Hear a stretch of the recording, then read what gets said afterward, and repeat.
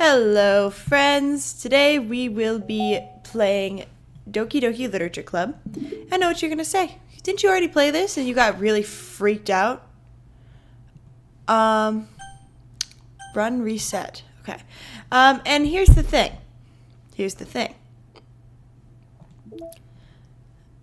I found out that there is a good ending, apparently. I will be getting freaked out again, and I don't want to do this again, but there's a good ending. And I will be looking through the Wikipedia throughout this playthrough, so we make sure we don't mess it up. But yeah, I'm very excited. Alright, we're resetting the files to the original, so now Monica has a bunch of powers again.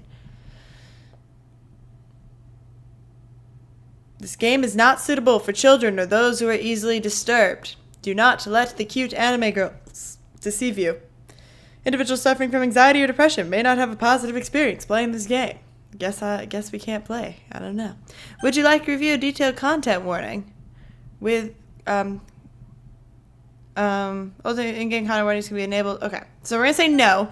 My original playthrough does have them, so you get like a little bit of warning. So just be prepared. By playing Doki Doki Literature Club, you agree that you have noted the game's age rating in your region and you consent to your exposure of highly disturbing content. Why am I doing this again?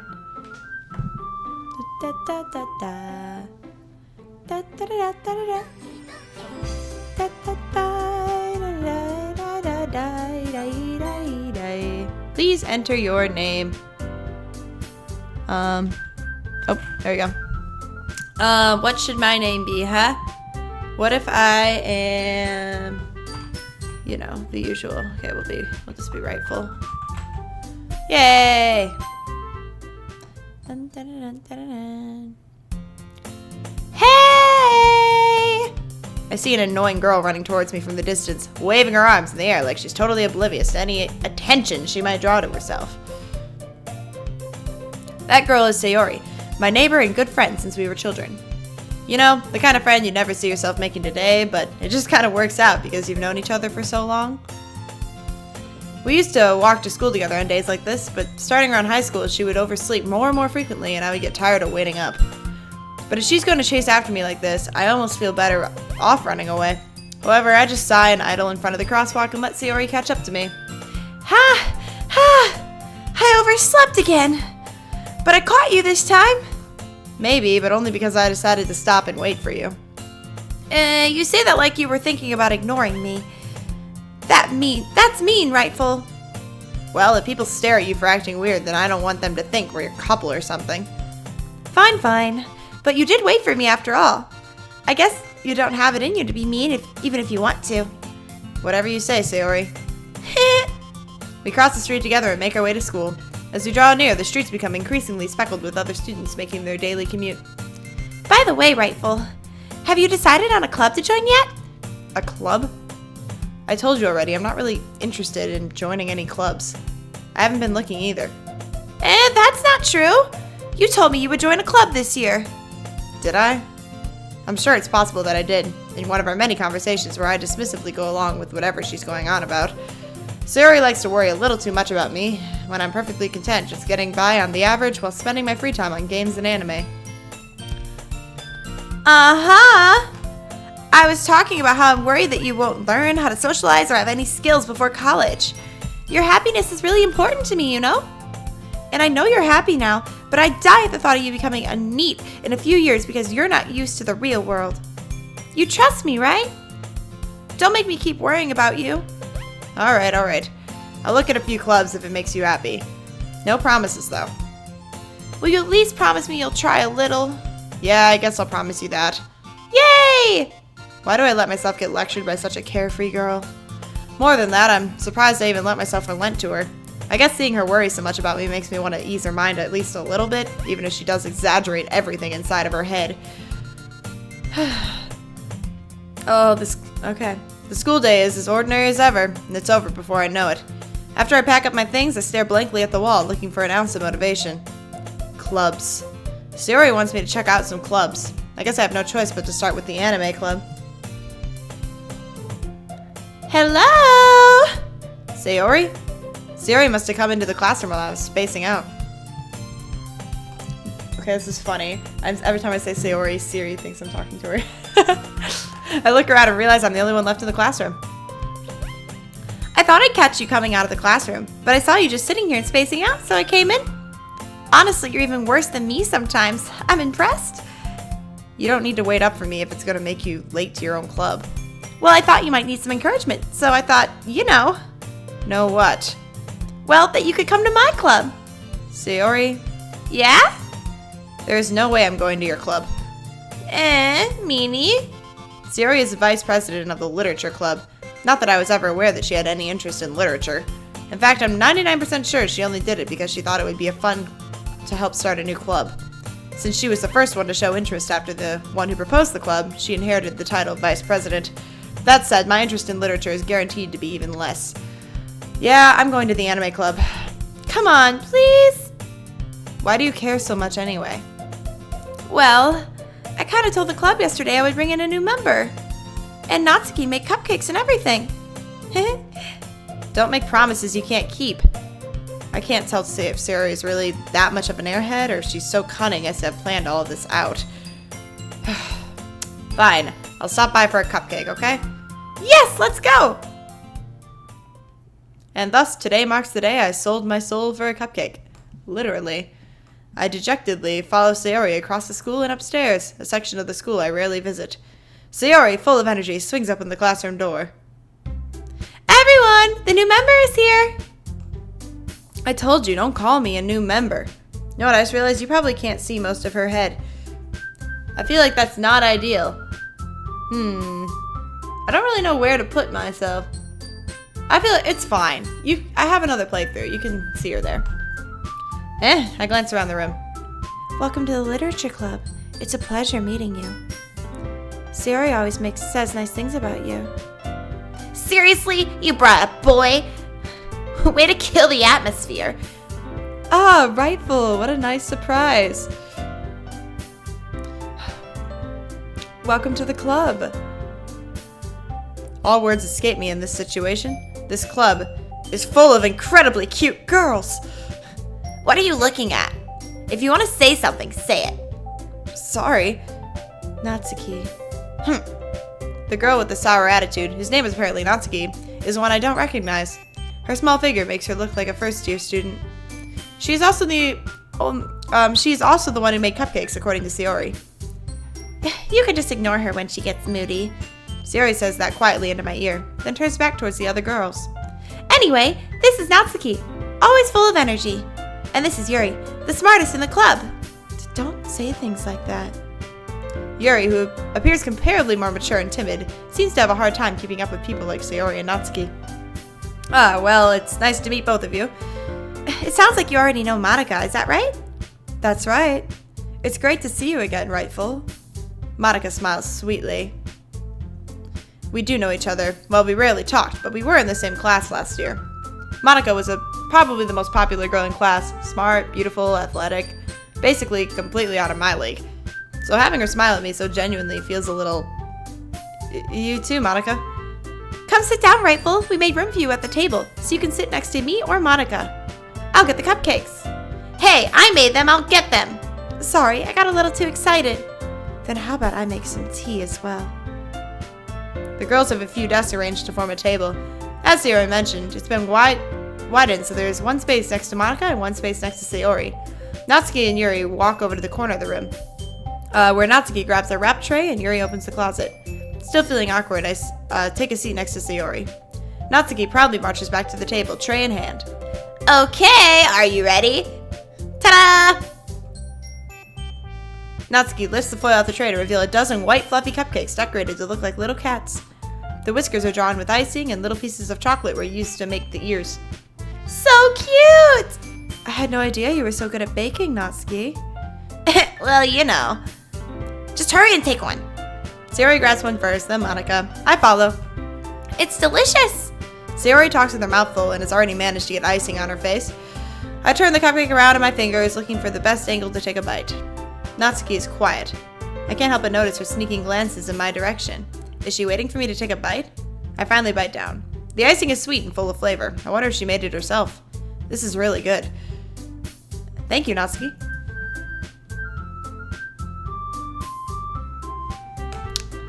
Why are you thanking me? It's not like I haven't I heard this somewhere before? Made them for you or anything. I thought you technically did. Sayori said, well, maybe. But not for, you, dummy. Alright. I give up on Natsuki's weird logic and dismiss the conversation. Yuri returns to the table carrying a tea set. Why do they keep tea in the closet? It's like the funniest thing ever to me. I don't get it.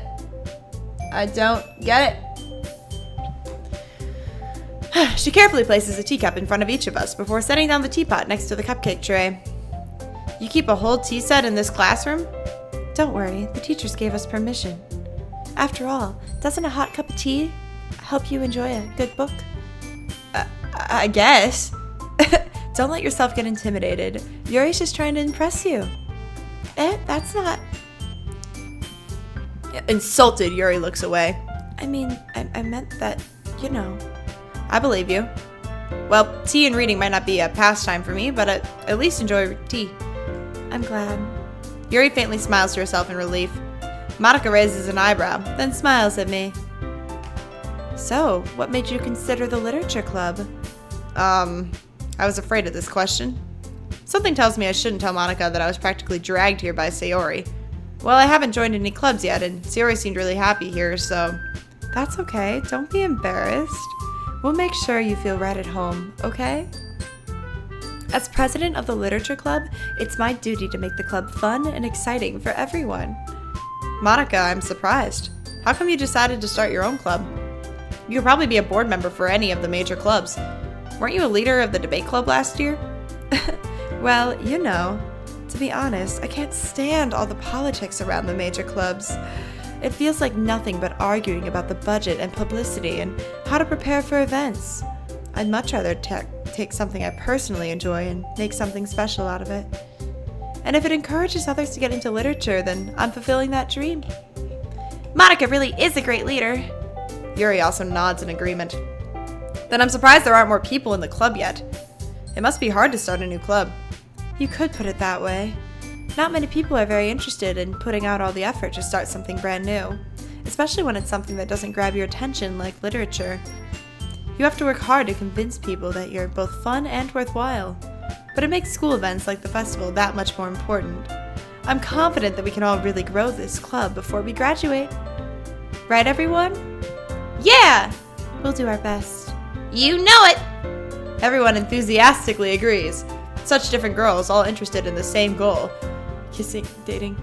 Nope, not me. Monica must have worked really hard just to find these three. Maybe that's why they were all so delighted by the idea of a new member joining. Though I still don't really know if I can keep up with their level of enthusiasm about literature. So, Rightful, what kind of things do you like to read? Considering how little I've read these past few years, I don't really have a good way of answering that. Manga? I mutter quietly to myself, half joking. Natsuki's head suddenly perks up. It looks like she wants to say something, but she keeps quiet. Not much of a reader, I guess. Well, that can change. What am I saying? I spoke without thinking after seeing Yuri's sad smile. Anyway, how about you, Yuri? Well, let's see. Yuri traces the rim of her teacup with her finger. Sorry, let me...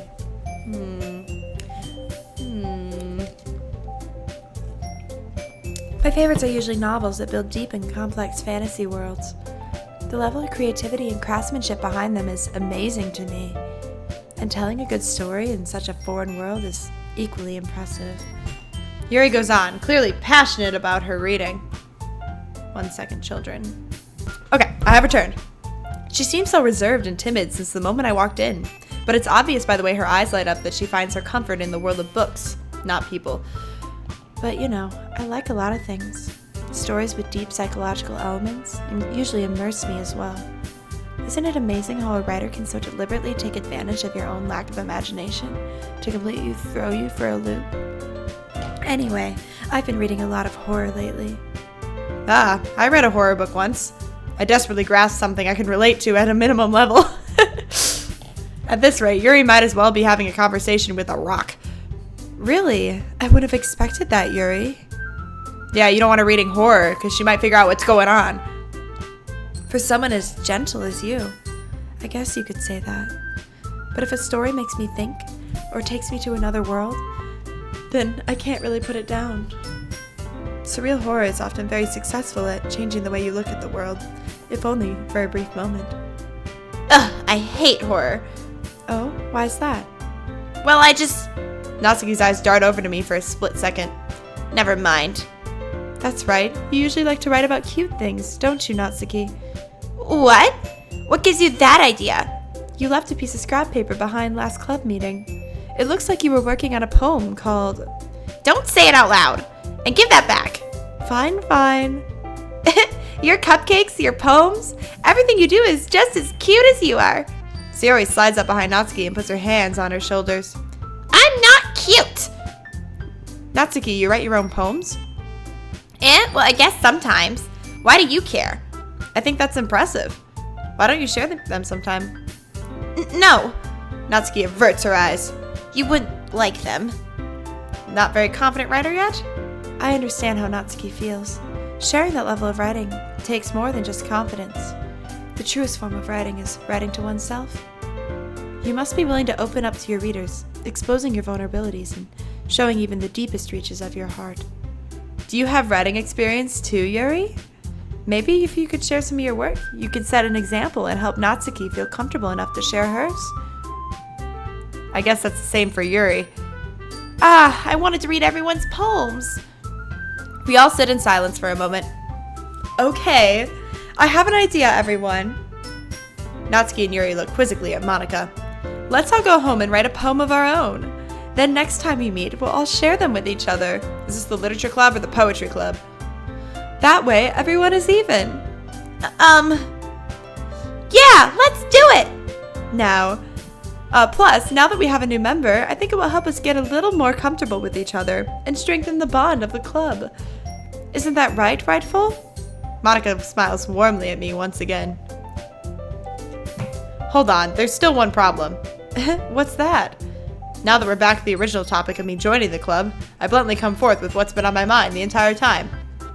I never said I would join this club. Sayori may have convinced me to stop by, but I never made any decision. I still have other clubs to look at, and, I lose my train of thought.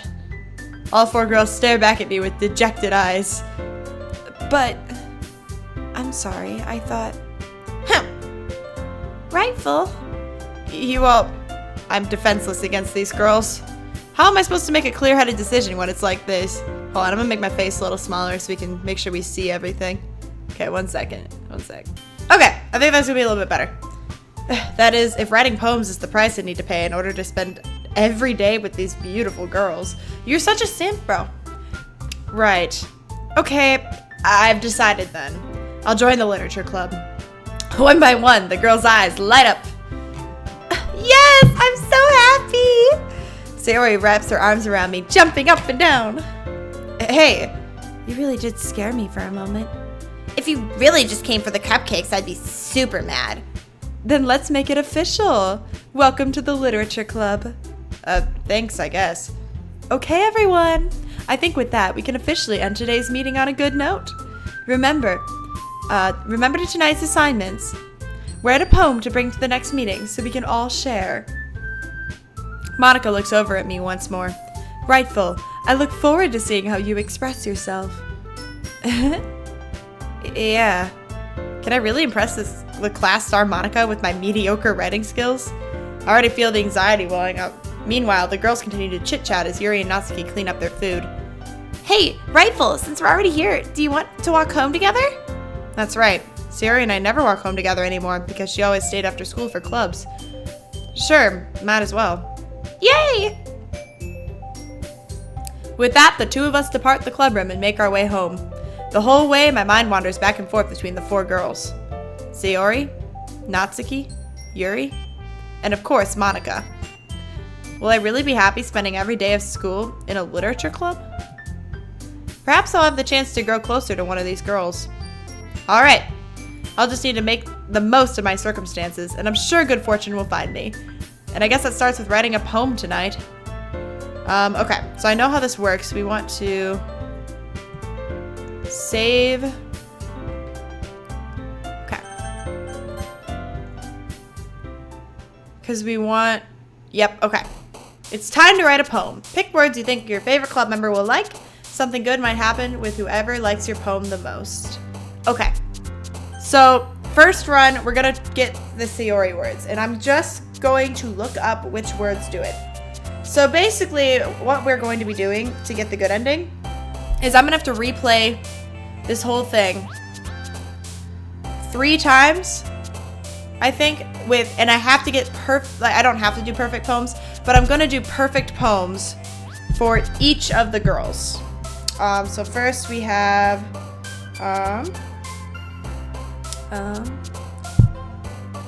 what words will write a perfect poem for Sayori in? What words write a perfect poem for? Okay, it doesn't work. Okay.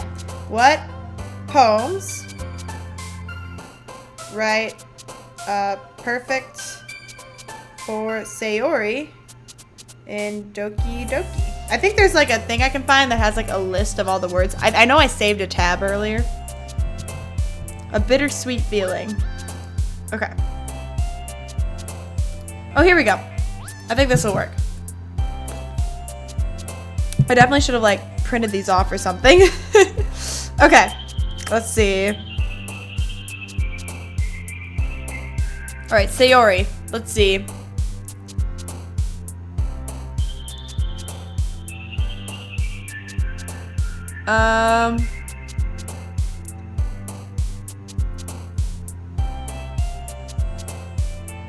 Okay. I know this one. Nope, never mind. Load. Go back. I know that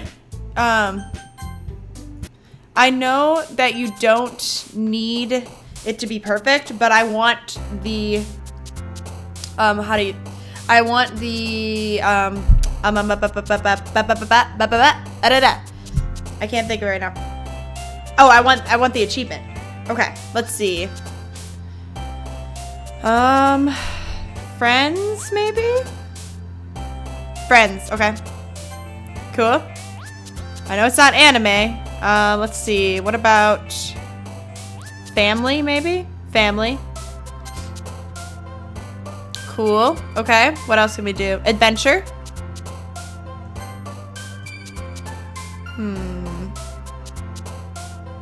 Email. What? Email?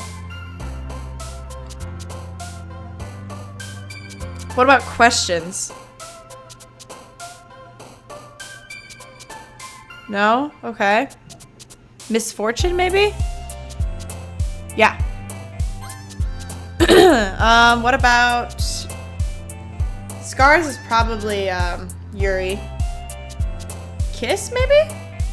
But Kiss is kind of like cutesy, so that might not be it.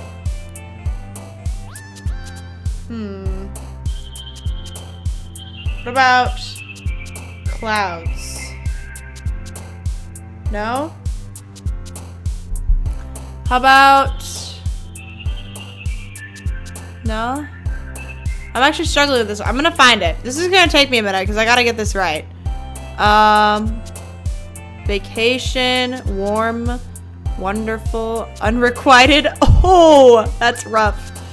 Sorry, just reset again. Okay, bed, beauty, color, comfort. Dazzle? Dazzle. Okay. What else we got? Not the... I just got an achievement because I took too long. That's really funny. Okay.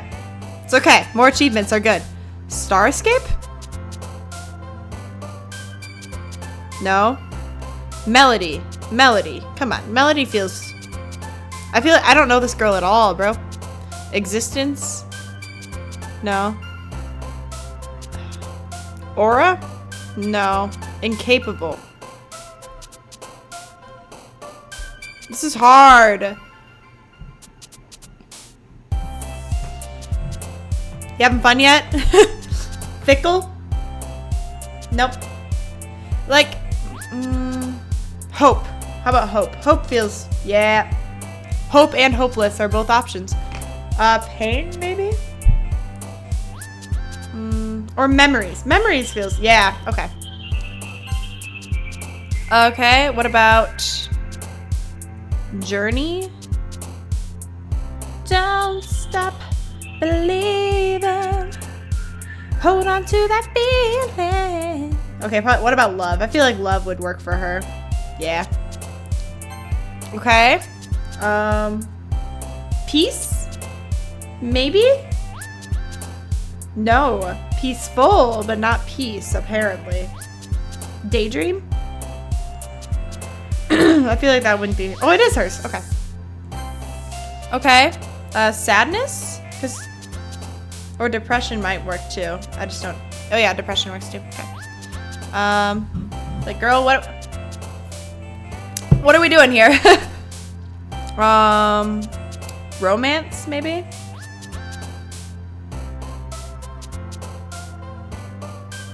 Romance, yes. I'm getting to know her a little better. Clumsy? Maybe? Yeah, that's what I thought. What do we got? Pout? Maybe? A pout could be, Natsuki. Nope, okay. Needs to be a little bit more unending? Unending. No. Color? I'm literally just picking random words and hoping that they're the right ones to try to find them on my very long list. Wrath is probably Natsuki. Yeah, okay. Pleasure? No. This is why we're looking things up here. Effulgent. No. What is the word, bro? Okay, chocolate? No. Flying? Okay, flying. Unrestrained? Vitality, pink, agonizing. Music. I feel like music. Maybe. I've listened to this song many times. Yep.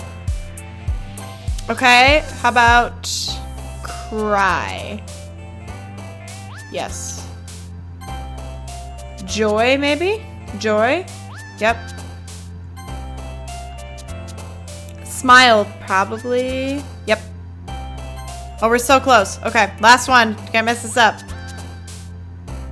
Or I guess maybe two more. Awesome.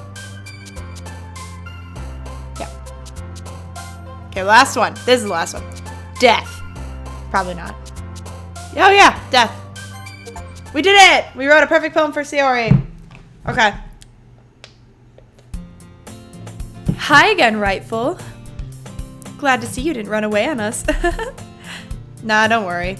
This might be a little strange for me, but I at least keep my word. Well, I'm back at the literature club. I was the last to come in, so everyone else is already hanging out. Thanks for keeping your promise, Rightful. I hope this isn't too overwhelming of a commitment for you, making you dive headfirst into literature when you're not accustomed to it. Oh, come on, like he deserves any slack. Sayori told me you didn't even want to join any clubs this year. At least, and last year, too.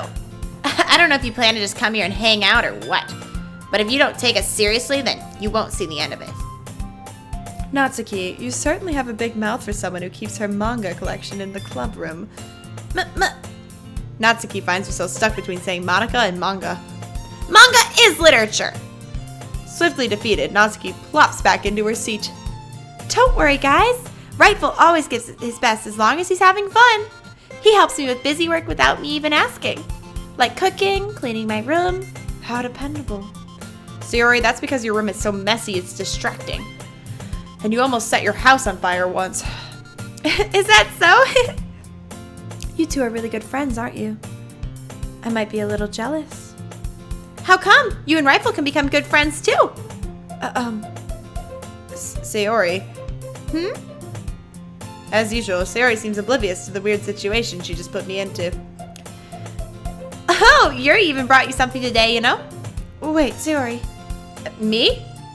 Not really. Don't be shy. It's really nothing. What is it? Never mind. Sayori made it sound like a big deal when it's really not. What do I do? sorry, Yuri, I wasn't thinking. I guess that means it's up to me to rescue the situation. Hey, don't worry about it. First of all, I wasn't expecting anything in the first place, so any nice gesture from you is a pleasant surprise. It'll make me happy no matter what. Is that so? Yeah, I won't make a big deal if you don't want it to be. Alright. Well, here. Yuri reaches into her bag and pulls out a book. I didn't want you to feel left out, so I picked out a book that I thought you might enjoy. It's a short read, so it should keep your attention, even if you don't really usually read. And you could, discuss it. How is this girl accidentally being so cute? She even picked out a book she'll think I'd like, despite me not reading much. Yuri, thank you. I'll definitely read this. I enthusiastically take the book. Yeah. Well, you can read it at your own pace. I look forward to hearing what you think. Now that everyone's settled in, I expected Monica to kick off some scheduled activities for the club, but that doesn't seem to be the case. Sayori and Monica are having cheery conversation in the corner. Yuri's face is already buried in a book. I can't help but notice her intense expression, like she was waiting for this chance. Meanwhile, Natsuki is rummaging around in the closet. Man, it looks like no one wants to be bothered today. I slumped down into the nearest desk. How am I supposed to occupy myself with something literature-related by myself like this? I guess I could always read some of the book Yuri gave me, but I'm feeling a little too tired to read. I could probably just fall asleep right now. I close my eyes and end up listening in on Sayori's conversation with Monica. We're probably going to seem really lame compared to all the other clubs, though. Well, we can't give up. The festival is our chance to show everyone what literature is all about. The problem is the idea of a literature club sounds too dense and intellectual. But it's not like that at all, We just need a way to showing that to everyone. Something that speaks to their creative minds. That doesn't solve the problem, though. What do you mean? Even if we come up with the most fun thing ever, nobody will come in the first place if it's a literature event. So it's more important to figure out how to get people to show up in the first place, And after they come, we can do the thing to speak to get their creative minds. What's this? Sayori's taking this really seriously. It's rare to hear her deliberating like this. Alright. Huh? That's a good point. In that case, do you think food will do the trick? What kind? Well, I guess we could. Cupcakes! Good thinking. Natsuki would love to do that. You're right. Natsuki makes the best cupcakes. That works out perfectly. That wasn't why you suggested it? Cupcakes speak to my creative tummy. Cupcakes it is, then. I'm hungry. Anyway, we still need to work out the details of the event itself. I find myself smiling. In the end, Sayori is still her usual self. But therein lies the unexpected reason I admire her. Unlike me, who has trouble finding any motivation at all, Sayori can put her mind to things and make them come to life. I suppose that's why I ended up letting her get in my case about things. I can't help but wonder what it would be like to see the world through her eyes. Ah! I opened my eyes to find Sayori's face filling my vision. I nearly fell out of my chair. Sorry. Wait. Actually, I'm not sorry at all. It's your fault for sleeping. This isn't a napping club. Does our school have a napping club? You're staying up late again, aren't you? Now that you're in a club, you're gonna have less time for anime, You'll need to get used to it. Don't say that so loud. I glanced over my shoulder to see if Monica overheard. It's true, though. Yeah, I know. You're always looking out for me, Sayori. It's what I do best. That's a problem. What about you? You look out for me better than you look out for yourself. You're still oversleeping every day, aren't you? Not every day. That's not very convincing. How many days this past week have you gotten up on time? It's a secret. I knew it. Come on. At least give me the benefit of the doubt. I can't even do that. Look, Sayori, it's written all over you. Huh? Sayori glances at herself. How is it written all over me? You were clearly in a rush this morning. Look, your hair is sticking out all around here. Ah! I run my fingertips down the side of Sayori's hair, trying to straighten it out. Man, you really need a brush for this. My hair's just really hard to get right. I won't fall for that. There's more than just your hair. Look, your bow isn't straight either. And there's a toothpaste stain on your collar right there. I try to wipe off the stain with my finger. But nobody would even notice that.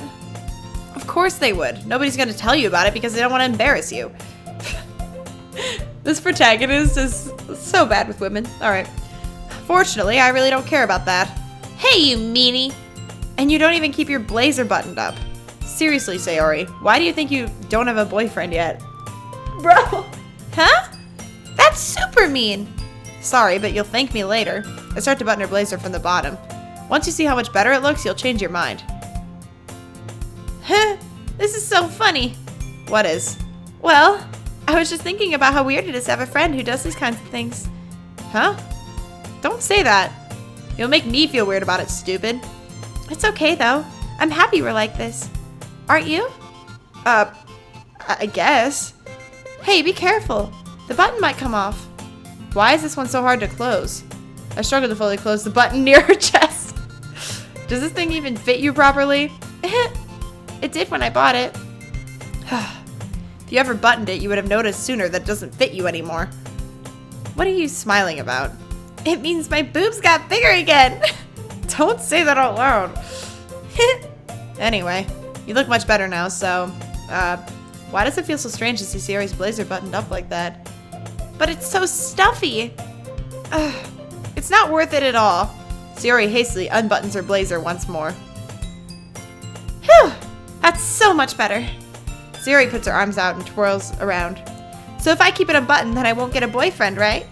What kind of logic is that? And why are you saying it like it's a good thing? Because if I had a boyfriend, then he wouldn't even let you do things like this. And you take better care of me than anyone else would anyway. So that's why I'm keeping it unbuttoned. Stop saying all these embarrassing things. Huh? I didn't say anything embarrassing. Jeez. Anyway, just focus on trying to wake up a little earlier. Only if you focus on getting to bed earlier. Fine, fine. It's a deal.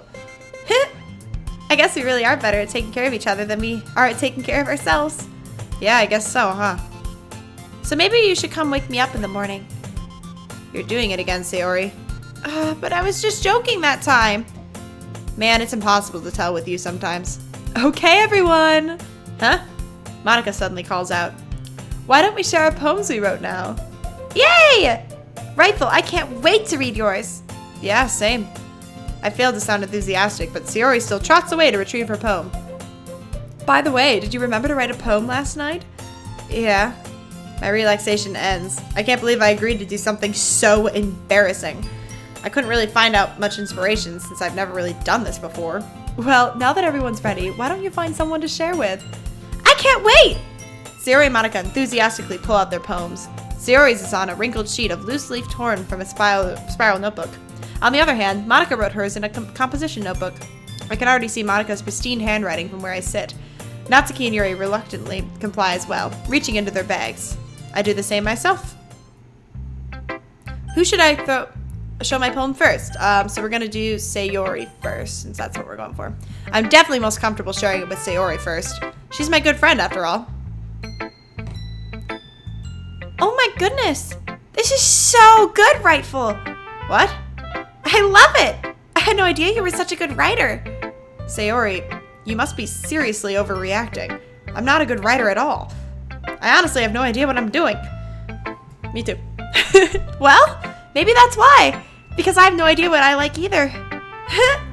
Jeez. I'm sure Yuri's opinion has to be a little more constructive than this. Maybe even Natsuki's. Are you sure you don't like it just because I wrote it? Huh? Well, I'm sure that's part of it. I think I understand you better than a lot of people, you know? So when I read your poem, it's not just a poem. It's a rightful poem. And that makes it feel extra special. Like I can feel your feelings in it. Sayori hugs the sheet against her chest. You're so weird, Sayori. I'm really happy just that you wrote one. It just reminds me of how you really are a part of the club now.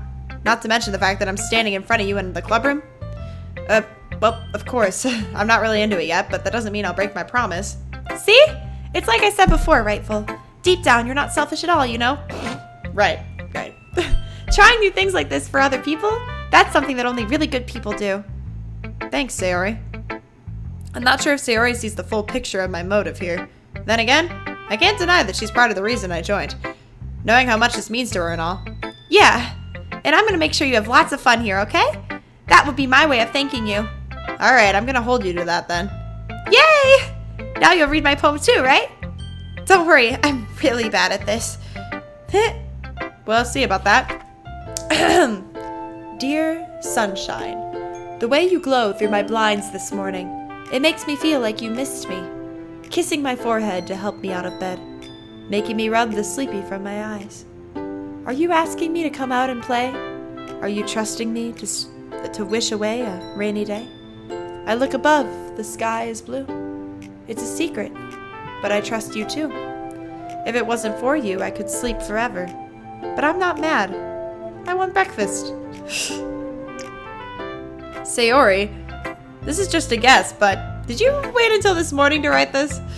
No, just a little bit. You can't answer just a little bit to a yes or no question. I forgot to do it last night. Well, at least that makes me feel a little better about myself. Don't be mean. I still tried my best. Yeah, I didn't mean to say it was a bad poem. It came out nice, or how should I put it? It sounds just like you. Really? Yeah, especially that last line. I made eggs and toast, even though you were late to school. It's bad to skip breakfast. You know what? I'm happy you ate breakfast. I get all cranky. Well, I guess there's no point in arguing. Anyway, thanks for showing me. This is so much fun. Monica's the best. Yeah. But next time I won't forget. And I'm gonna write the best poem ever. Well, I guess I look forward to it. Who should I show my poem to next? Do Monica. Hi, Rightful. Having a good time so far? Yeah. Good, I'm glad to hear it. By the way, since you're new and everything, if you ever have any suggestions for the club, like new activities or things we can do better, I'm always listening.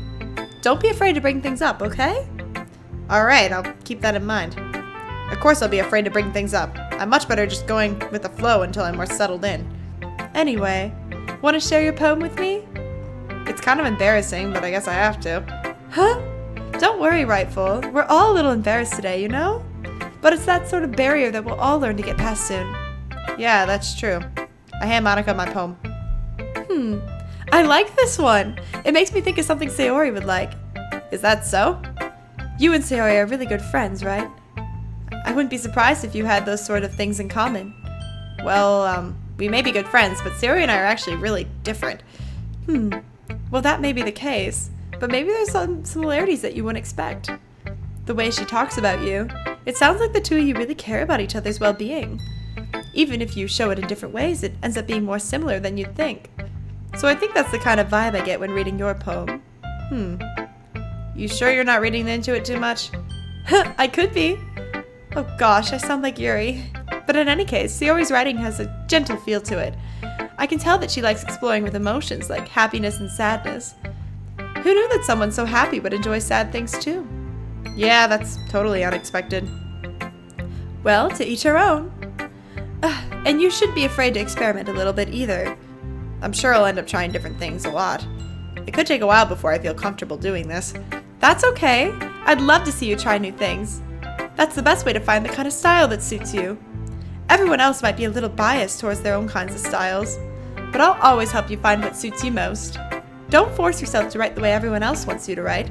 It's not like you have to worry about impressing them or anything. Anyway, do you want to read my poem now? Don't worry, I'm not very good. You sound pretty confident for someone who claims not to be very good.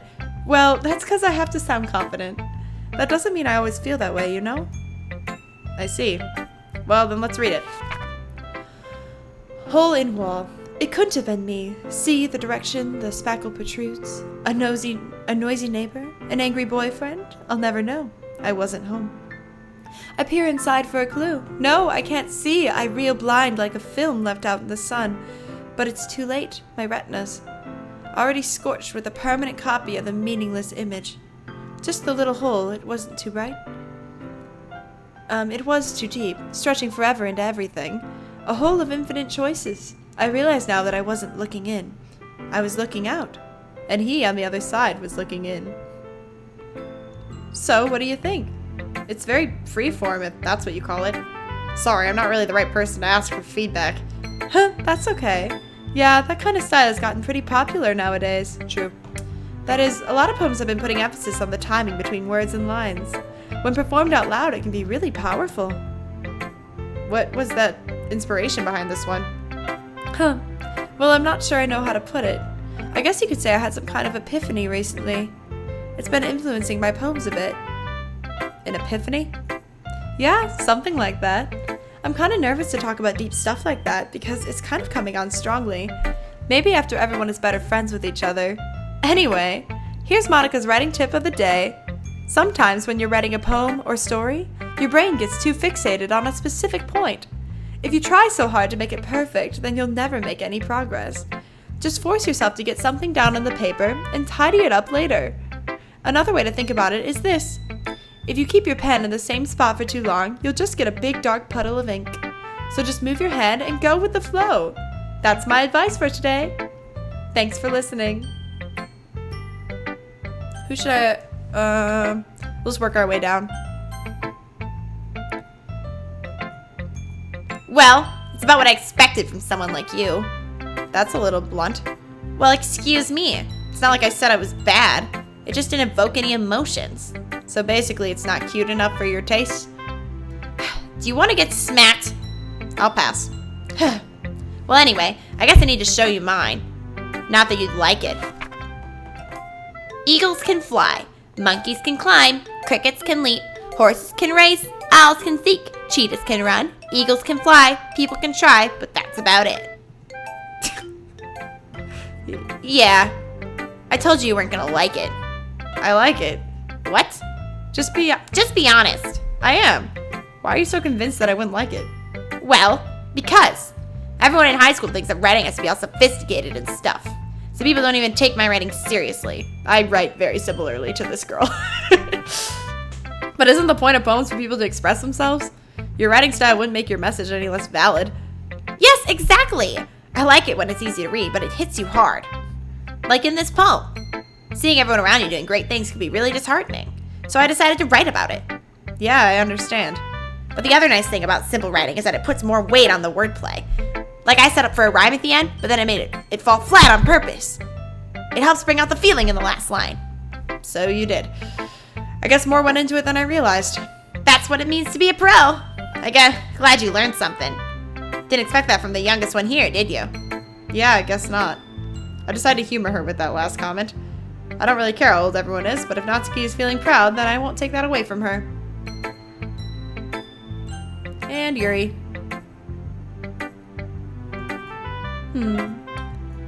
Yuri stares at the poem. A minute passes, more than enough time for her to finish reading.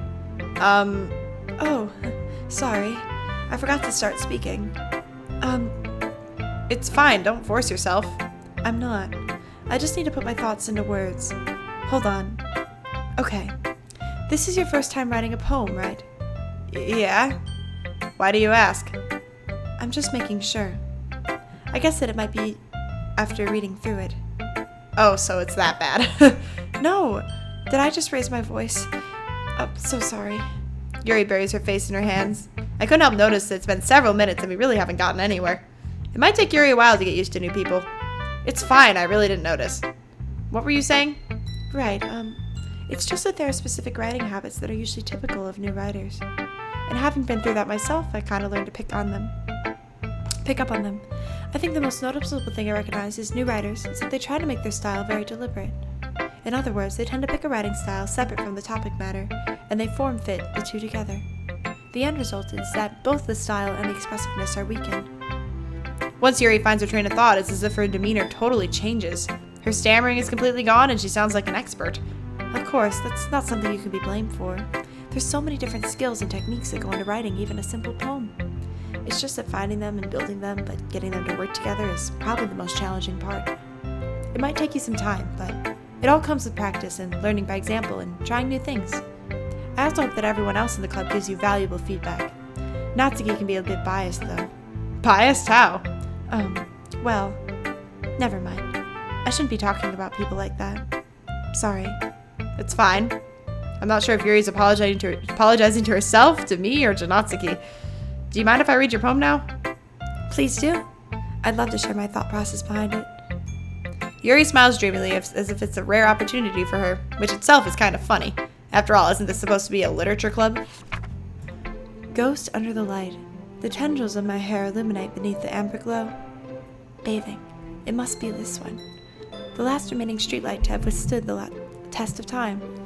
The last yet to be replaced by the sickening blue-green hue of the future. I bathe. Calm, breathing air of the present but living in the past. The light flickers, I flicker back. I'm sorry I haven't such terrible handwriting. Yeah, but that's okay. The poem's good. What? I wasn't thinking of that at all. I kind of was. I was having a hard time. But it took you a long time to read. Oh, well, I just don't read script very often. I actually think your handwriting is pretty. Huh? That's a relief. Also, I like the poem. Even though it's short, it's really descriptive. It wasn't too short. I usually write longer poems. Not at all. I'm really glad you like it. I'll be honest. Since it's the first time sharing, I want to write something a little more mild. Something easy to digest, I suppose. Are you into ghosts, Sayori? Huh? Actually, the story isn't about a ghost at all, Rightful. Really? I must have totally missed the point. Well, I suppose you did only glance over it after all. But remember that poets often express their own thoughts, feelings, and experiences in their work. They usually do more than tell a simple story or paint a picture. In this case, perhaps the subject of the poem is only being symbolically compared to a ghost, lingering in her last remaining place of comfort, unable to let go of the past, and soon will be left with nothing. That's a lot more solemn putting it that way. I hadn't even thought of that. That's impressive. It's nothing really. Well, it makes me happy that you think that. Just remember that it won't be long before you pick up on these things too. Yeah, maybe you're right. I guess I'll have to keep trying. I'm counting on you. Whew!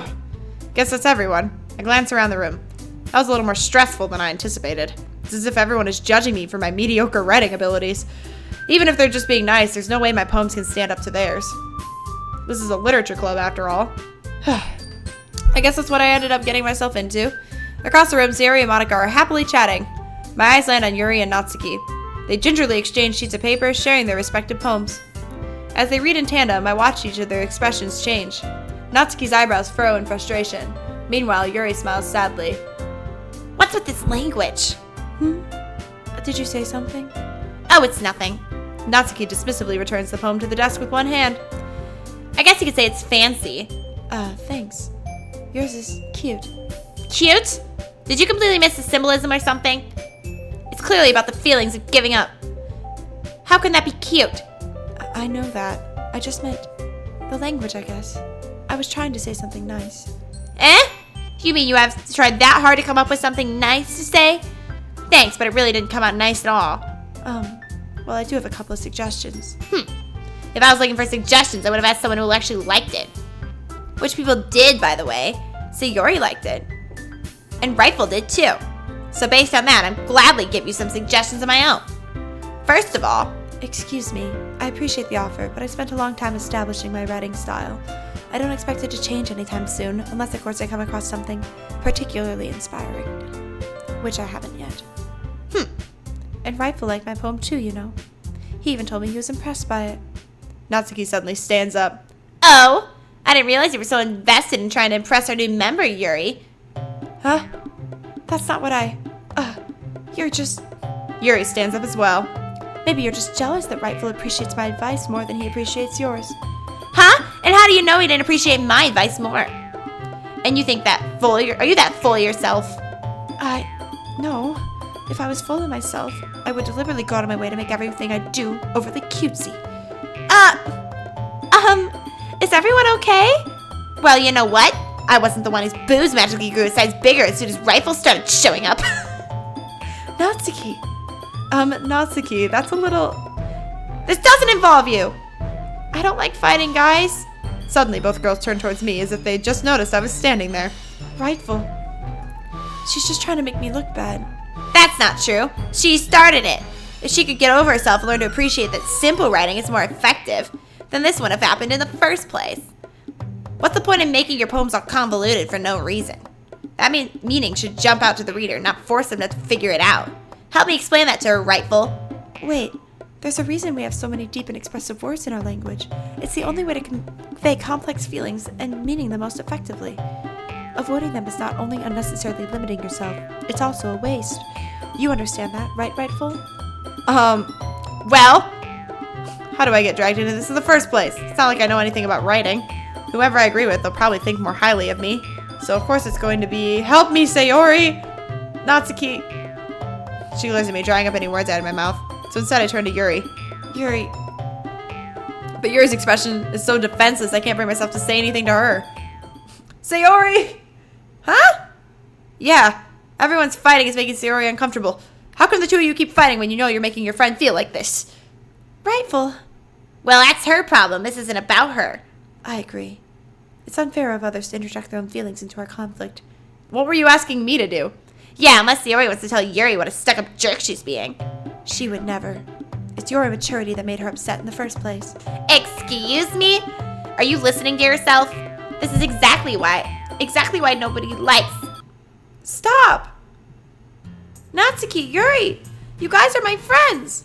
I just want everyone to get along and be happy. My friends are wonderful people, and I love them because of their differences. Natsuki's poems, they're amazing because they give you so many feelings with just a few words. And Yuri's poems are amazing because they paint beautiful pictures in your head. Everyone's so talented, so why are we fighting? Because, well, also, Natsuki's cute, and there's nothing wrong with that. And Yuri's boobs are the same as they always were. Big and beautiful. Sayori stands triumphantly. Monica stands behind her with a bewildered expression. Silly. I'll make some tea. Yuri rushed off. Natsuki sits down with a blank expression on her face, staring at nothing. So that is why Sayori is vice president. Oh, sorry. So this is why Sayori is vice president. I whisper to Monica. She nods in return. To be honest, I might come off as a good leader. I can organize things, but I'm not very good with people. I couldn't even bring myself to interject. As president, that's kind of embarrassing of me. Nah, it's not like I can blame you. I wasn't able to say anything either. Well, I guess that means Sayori is amazing in her own ways, isn't she? You could say that. She might be an airhead, but sometimes it's weirdly suspicious that she knows exactly what she's doing. I see. Take good care of her, okay? I would hate to see her get herself hurt. Okay, wait. Okay, we're doing good. That makes two of us. You can count on me. Monica smiles sweetly at me, causing my stomach to knot. Such a genuine person really does make a good president, regardless of what she says. If only I could get the chance to talk to her a little more. Okay, everyone. It's just about time for us to leave. How did you all feel about sharing poems? it was a lot of fun. Well, I'd say it was worth it. It was alright. Well, mostly. Rightful, how about you? Yeah, I'd say the same. It was a neat thing to talk about with everyone. Awesome. In that case, we'll do the same thing tomorrow. And maybe you'll learn something from your friends too. So your poems will turn out even better. I think to myself, I did learn a little more about the kinds of poems everyone likes. With any luck, that means I can at least do a better job impressing those I want to impress. I nod to myself with a newfound determination. Rightful! Ready to walk home? Sure, let's go. Sayori beams at me. It truly has been a while since Sayori and I have spent this much time together. I really can't say I'm not enjoying it either. Sayori, about what happened earlier. What do you mean? You know, between Yuri and Natsuki? Does that kind of thing happen often? No. That's really the first time I've seen them fight like that. I promise they're both wonderful people. You don't hate them, do you? No, I don't hate them. I just wanted your opinion, that's all. I can see why they'd make a good friends with you. Phew. You know, Rightful, it's nice to get to spend time with you in the club. But I think seeing you get along with everyone is what makes me the happiest. And I think everyone really likes you, too. That's... Every day is gonna be so much fun! Looks like Sayori still hasn't got caught on to the kind of situation I'm in. Sure, being friends with everyone is nice, but does it really need to stop there? We'll just have to see what the future holds, Sayori. I passed Sayori on the shoulder. I said that more to myself than to her, but it's easy to use Sayori as an internal monologue sometimes. Okay. Yeah, let's do this.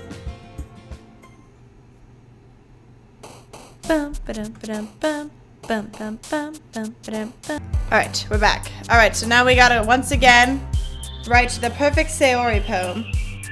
So we have to get to open. Here we go. Alright. Let's see. Laugh, I feel, might be good. Yep.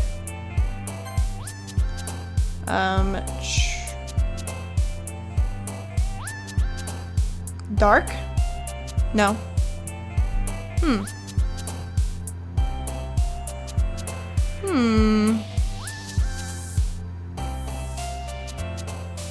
Vibrant.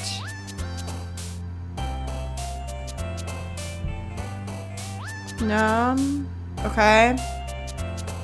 What about nature? Nature is good.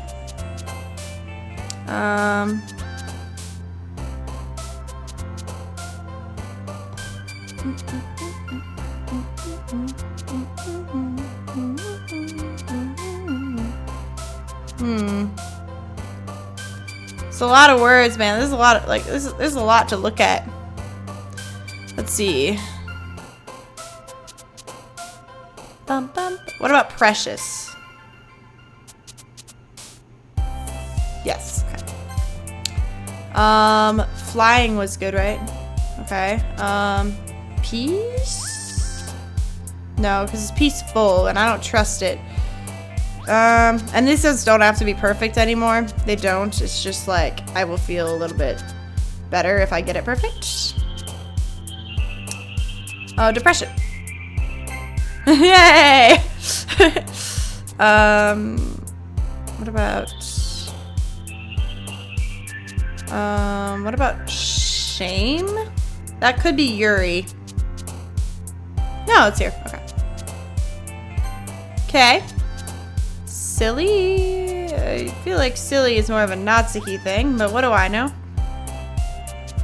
Yes, it is here. Okay, fine. I love that they all look so sad. Like, boo! Where's our attention? Anger? Anger's probably, yeah, Natsuki. Okay, alone? They're so sad. Look at those sad. It's okay. You'll be, loved later. You know? You know how it works.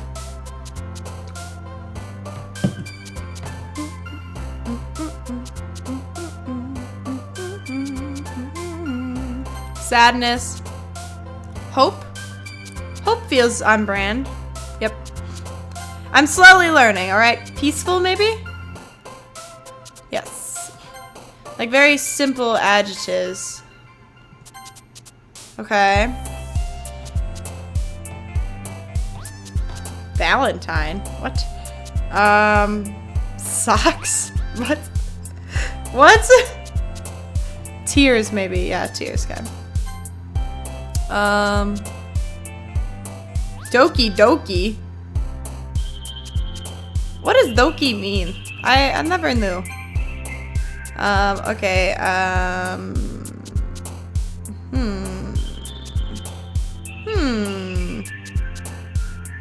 Wonderful, maybe. Yes. Yeah. A lot of, like, the adjectives are hers, but not all of them, so it's very deceiving. Like melancholy is not hers. I think that one's Yuri's. Clumsy seems on brand, but yeah, okay. Unrequited, our favorite. We're doing great. Not anxiety. Maybe that's more Yuri. Daydream? Yep. Last one. Huh. Uncontrollable? No. What about defeat? Cool. Okay.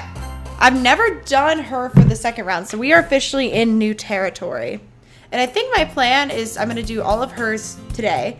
And then next time we'll do all of Yuri's, then we'll do all of Natsuki's, and then my fourth video will be me, like, playing through the rest of the game, most likely. I might do part 2 and part 3. We'll see. We could do, like, a whole Doki Doki week. I think that would be kind of fun. Another day passes, and it's time for the club meeting already. That means that you're not going to get, like, any horror today, which would be kind of sad, because, like, that's, like, half the fun. I've gotten a little more comfortable here over the past couple of days. Entering the club room, the usual scene greets me. Hi, Rightful. Yo, Sayori. Looks like you're in a good mood today. I'm just still not used to you being in the club, that's all. I see. That's a pretty simple thing to get you in a good mood. But I guess it's always the simple things with you anyway. Speaking of which, I'm kind of hungry. Will you come with me to buy a snack? No thanks. Huh? That's not like you at all. I have my reasons. Why don't we take a look at your purse, Sayori? Huh? Why that all of a sudden? No reason, really. I just wanted to look at it. Sayori nervously retrieves her coin purse. She fumbles with the latch and gets it open. Then she turns it upside down and it contains its contents spill onto the desk. Only 2 small coins fall out. I knew it. I can see right through you, Sayori. That's not fair. How did you even know? It's simple. If you had enough money in the first place, you would have bought a snack before coming to the club room. So either you're not hungry and wanted an excuse to take a walk, or you planned to conveniently forget that you spent all your money so that I would lend you some. But there's one more thing. You're always hungry. And so that only leaves one option. I give up. Don't make me feel guilty. If you feel guilty, that means you deserve to feel guilty. Yuri suddenly giggles. Huh? I didn't notice that she was listening in. Her face is in her book as always. I wasn't listening or anything. I was just something in my book. Yuri! Tell Rifle to let me borrow some money. Don't get me involved in that like that, Sayori. Besides, you should only buy what you can responsibly afford. And frankly, pulling a mischievous little stunt like that, your suffering is fair enough retribution. I didn't mean that. I got too absorbed into my book. I really like when you speak your mind, Yuri. It doesn't happen much, but it's fun. It's a fun side of you. There's no way you could think that. You were right, though. I did something bad, and now I have to accept the revolution. Retribution? That! Still coming from you, Sayori. I guess there's a little devil inside of us all, isn't there? Don't let her fool you. Sayori knows exactly what she's doing. After all, she told you guys she was bringing me to the club before she even told me. But you wouldn't come if it weren't for the cupcakes. So I had to try to trick Natsuki into making them. Come on, give me more credit than that, Sayori. Out of nowhere, something smacks Sayori in the face and tumbles onto the desk. Ow! What was... A cookie? Sure enough, it's a giant cookie wrapped in plastic. Sayori glances around. Is this a miracle? It's because I paid my restitution. Retribution. Actually, that's one almost worked. I was just gonna give it to you. But then I heard you blab about the cupcakes. It was totally worth seeing your reaction, though. Natsuki, that's so nice of you. I'm so happy. Sayori hugs the cookie. Jeez, just eat it. Sayori rapidly tears open the wrapper and takes a bite. So good. Sayori suddenly claps her hands over her mouth. I bit my tongue. You're going through a lot over just one cookie. Natsuki takes a bite of her own cookie. Yours is really good too, Natsuki. Can I try it? Jeez, beggars can't be choosers. But yours is chocolate. Yeah, why do you think I gave you that one? Fine. Still, I'm really happy you shared this one with me. Sayori gets out of her seat and goes behind Natsuki, then wraps her arms around her. Ah, jeez. I get it. Cookie still in hand, Natsuki reaches up to nudge Sayori off of her. Sayori suddenly leans down and takes a bite out of Natsuki's cookie. Hey, did you seriously just do that? Mouthful, Sayori trots away to safety. Yuri and I laugh as well. Jeez, you're such a kid sometimes. Monica, can you tell Sayori... Natsuki glances around. Monica isn't in the club room. Where's Monica anyway? Good question. Have any of you heard anything about her being late today? Not me. Yeah, I haven't either. That's a bit unusual. I hope she's okay. Of course she's okay. She's probably just had something to do today. She's pretty popular after all. Huh? You don't think she has a... I wouldn't be surprised. She's probably more desirable than all of us combined. That's true. Excuse me? Suddenly the door swings open. Sorry, I'm super sorry. Oh, there you are. I didn't mean to be late. I hope you guys weren't worried or anything. Monica chose to club over her boyfriend after all. You're so strong-willed. Boyfriend? What on earth are you talking about? Monica quizzically glances at me. Never mind that. What held you up anyway? Well, my last period today was study hall. To be honest, I just kind of lost track of time. That makes no sense, though. You wouldn't have heard the bell ring at least. I must not have heard it since I was practicing piano. Piano? I wasn't aware you played music as well, Monica. I don't really. I just kind of started recently. I've always wanted to learn piano.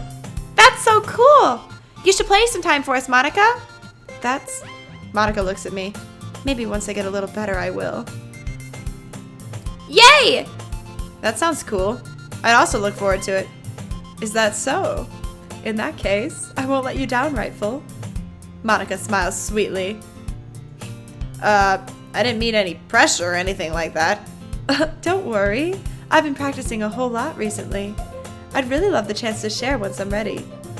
I see. In that case, best of luck. Thanks. So I didn't miss anything, did I? No, not really. I choose to leave out Sayori's mischievous escapade. I'm sure Natsuki will end up complaining to her anyway. Looks like everyone has already settled down. Sayori somehow already finished her entire cookie. Yuri is back to her book and Natsuki disappeared into the closet. Rightful! Rightful! Sayori suddenly comes up to me. I'm gonna go get some supplies from another classroom. Wanna come with me? Supplies? What for? Well, you know how the festival's coming up. Me and Monica were gonna make some posters and stuff. So I need to go find some crayons and markers and glue sticks. I see. Sure, I'll go with you. Yay! Okay, Monica, we'll be back soon. Are you going with Rightful to get the supplies? There's no need to trouble yourself. I'd be happy to go with him. Aw, but I wanted to go. It's so much fun exploring empty classrooms and stuff. Okay. It was just a suggestion. See if you can find poster paper too, okay? Okay! Ready, Rightful? Yeah, let's go. Sayori and I exit the club room. I follow behind as Sayori hums and skips around the hallway. Honestly, it feels like I'm taking a kid to the mall or something. Sayori finds pleasure in the simplest things sometimes. Hey Sayori, what exactly are we doing for the festival anyway? Oh, I see. So there's no skip because we haven't done this yet. I'm not sure how you would make an event out of literature. Me and Monica have it all planned out. Don't you worry. Is that so? Yep. We're gonna do a poetry performance. A performance? Of what kind? Well, everyone is gonna take turns on stage and recite their favorite poems. Ah, that sounds kind of dull. Rightful. You're not thinking about it the right way at all. It's not just about reading poems.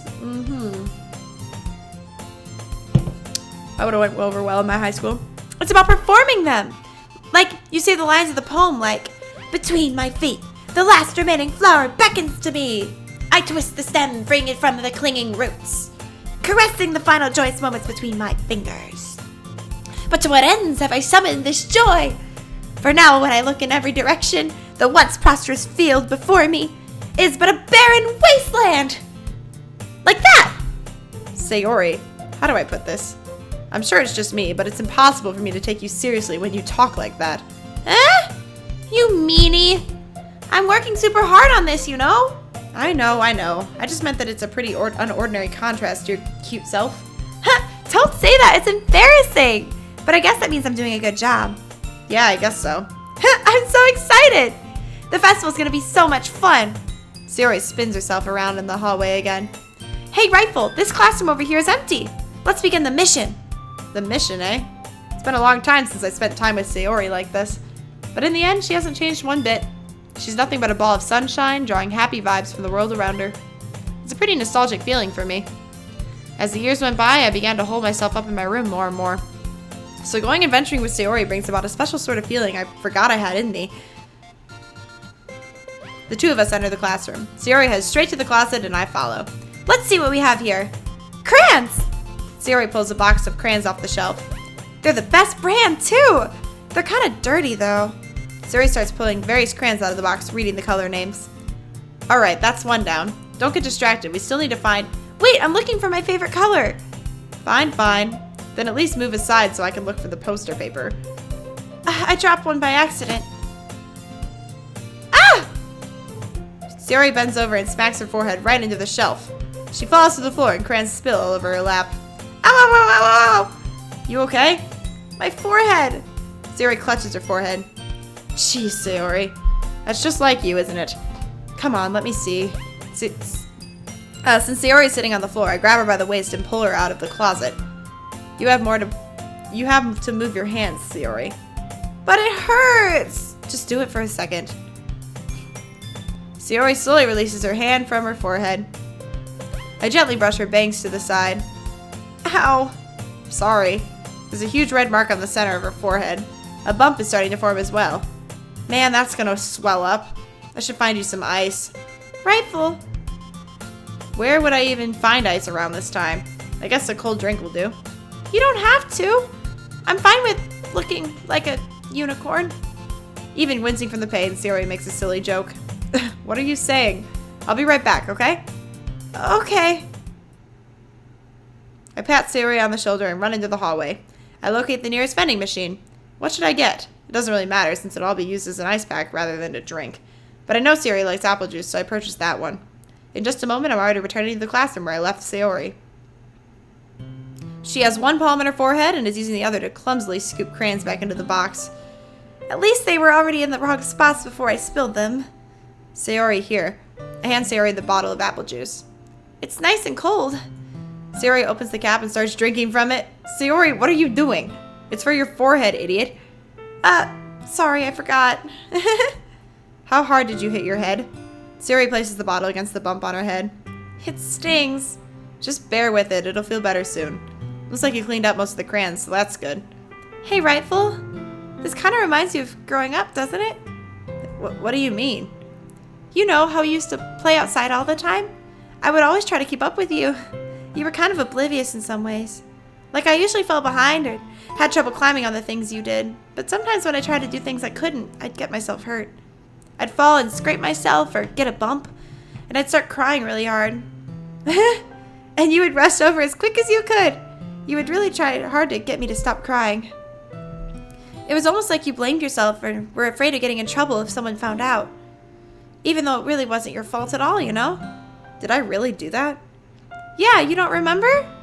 Come to think of it, maybe I do remember a bit. I guess I was always so focused on my games that I didn't pay enough attention to you. So in a way, it was my fault. Kind of like this time, too. If I wasn't rushing you out of the closet, you probably would have hit your head. Rightful. I don't think you realize it, but you're always thinking about other people. Even after all these years. You're rushing to help me even though I'm just being clumsy. You're really a sweetheart. Don't call me that. And I don't really do this kind of thing all the time. I guess when it comes to you, it just feels natural. Before I even knew it, I'm treating you like that. I guess that's what happens when you've been friends for so long. Really? Maybe you're right. Rightful, I'm so glad that nothing's changed between us. So you think it'll be like this forever? Forever? If I'm honest to myself, there's no telling where we'll end up for college or after that. So it wouldn't be fair for me to make any promises, but, well, I hope so. It's been this long already, right? I can't imagine you ever changing, so my hopes are up. I'm so happy. Sayori has a whimsical expression in her eyes. We remain silent for a moment. She's so silly and clumsy on the outside that when I see her deep in thought like this, it makes me not want to disturb her. I guess we should go back. I don't want to worry Monica, you know? Good luck with that. She's gonna see your forehead either way. Not if I hide it under my bangs. Sayori hops to her feet. Ah! She clutches her forehead again. Don't stand up so fast after hurting yourself. Well, I guess it's too late now. Anyway, let's go. I follow Sayori out of the classroom. Sayori plays with her bangs to try to hide the bump, but without much success. In a moment, we make it back to the classroom. Ah, you're back. Good timing. I was just about to start with sharing our poems. Sayori, your forehead. She's fine. Don't worry about. I was playing with the crayons and smacked my forehead into the shelf. Well, anyway, were you able to find everything we needed? I have it, right? Sayori frantically glances around herself. I forgot all this stuff! Calm down, Sayori. I have it all right here. I found the poster paper, too. Sounds like you ended up doing all the work, Rightful. Well, Sayori. I failed to come up with an excuse for Sayori. I made it an adventure! Yeah, that. Okay. In any case, good work. I'll start working on the posters tonight. Me too! Okay, everyone. Are you ready to share your poems? Well, I should grab mine. After making sure the crayon box is closed tightly, I return to my seat. Alright, here we go.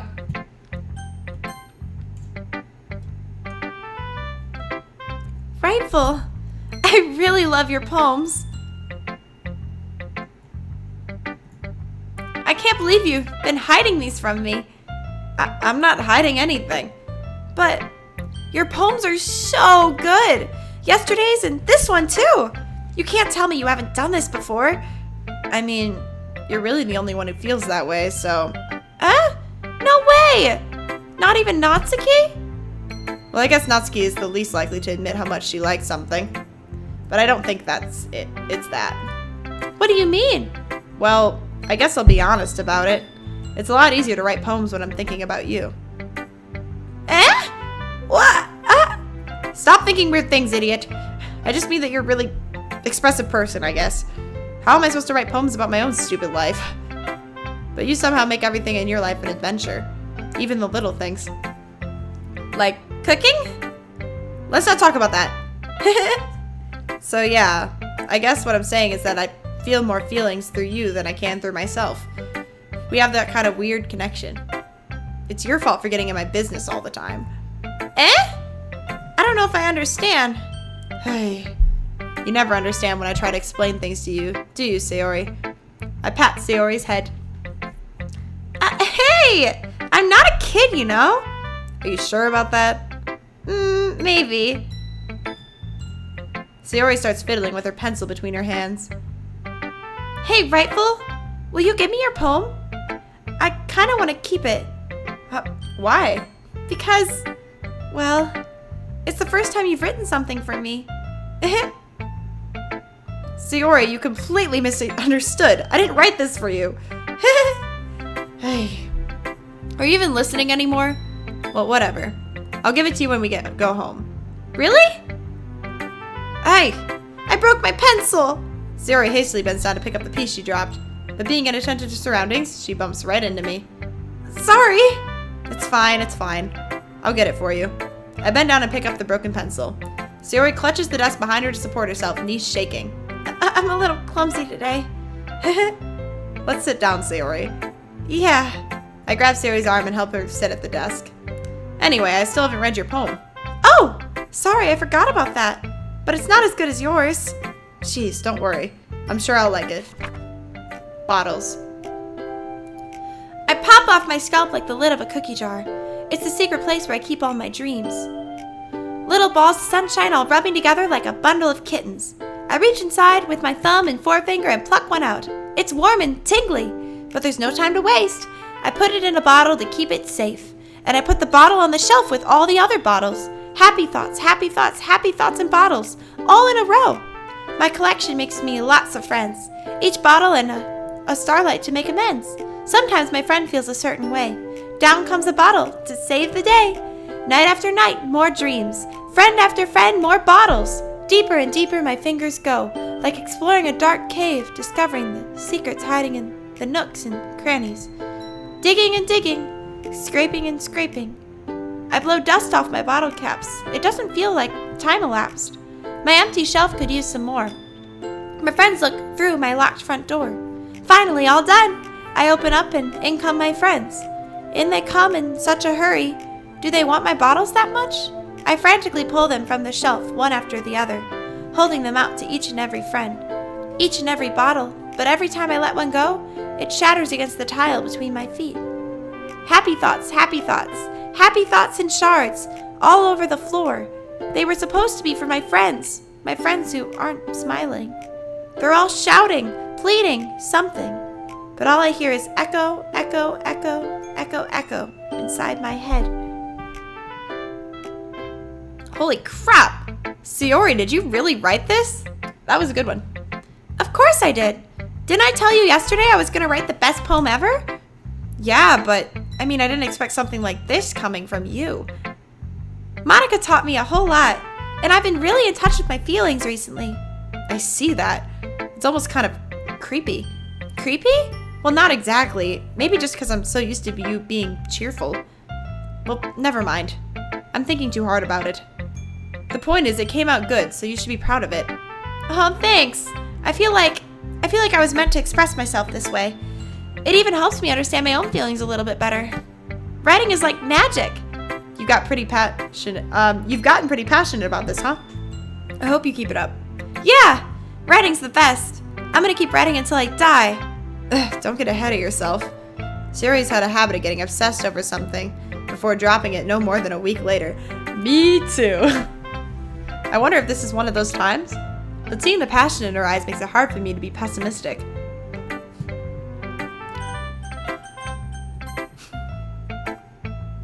Hi again, Rightful. How's the writing going? Alright, I guess. I'll take that. As long as it's not going bad. I'm happy that you're applying yourself. Maybe soon you'll come up with a masterpiece. I wouldn't count on that. You never know. Want to share what you wrote today? Sure, here you go. Alright, it's pretty good. It makes me think of Sayori like the other one you wrote. You two are like the dynamic duo.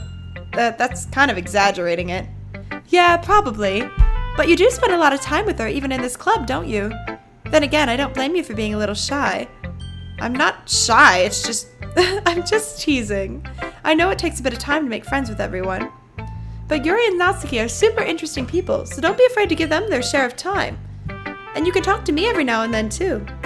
I'm not, like, unapproachable or anything, am I? No, it's nothing like that.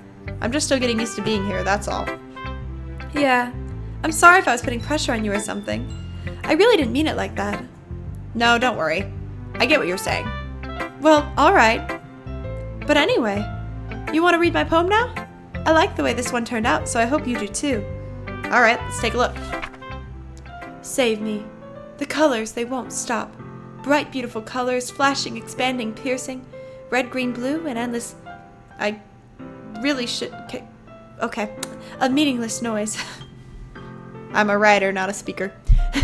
The noise, it won't stop. Violent, grating, waveform, squeaking, screeching, piercing. Sine, cosine, tangent, like playing a chalkboard on a turntable. Like playing vinyl on pizza crust.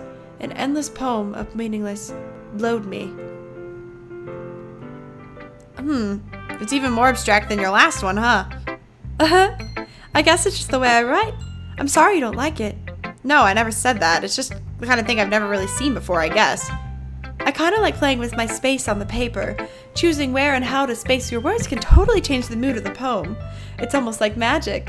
The way I wrote the lines really short made me feel like they're trying to speak over the noise. I see. It's still hard for me to tell what it's about, though. Sometimes asking what a poem is about isn't the right question. A poem can be as abstract as a physical expression of a feeling, or a conversation with the reader. So putting it that way, not every poem is about something. Anyway, here's Monica's writing tip of the day. Sometimes you'll find yourself facing a difficult decision. When that happens, don't forget to save your game. You never know when you might change your mind, or when something unexpected may happen. Wait, is this tip even about writing? What am I even talking about? That's my advice for today. Thanks for listening.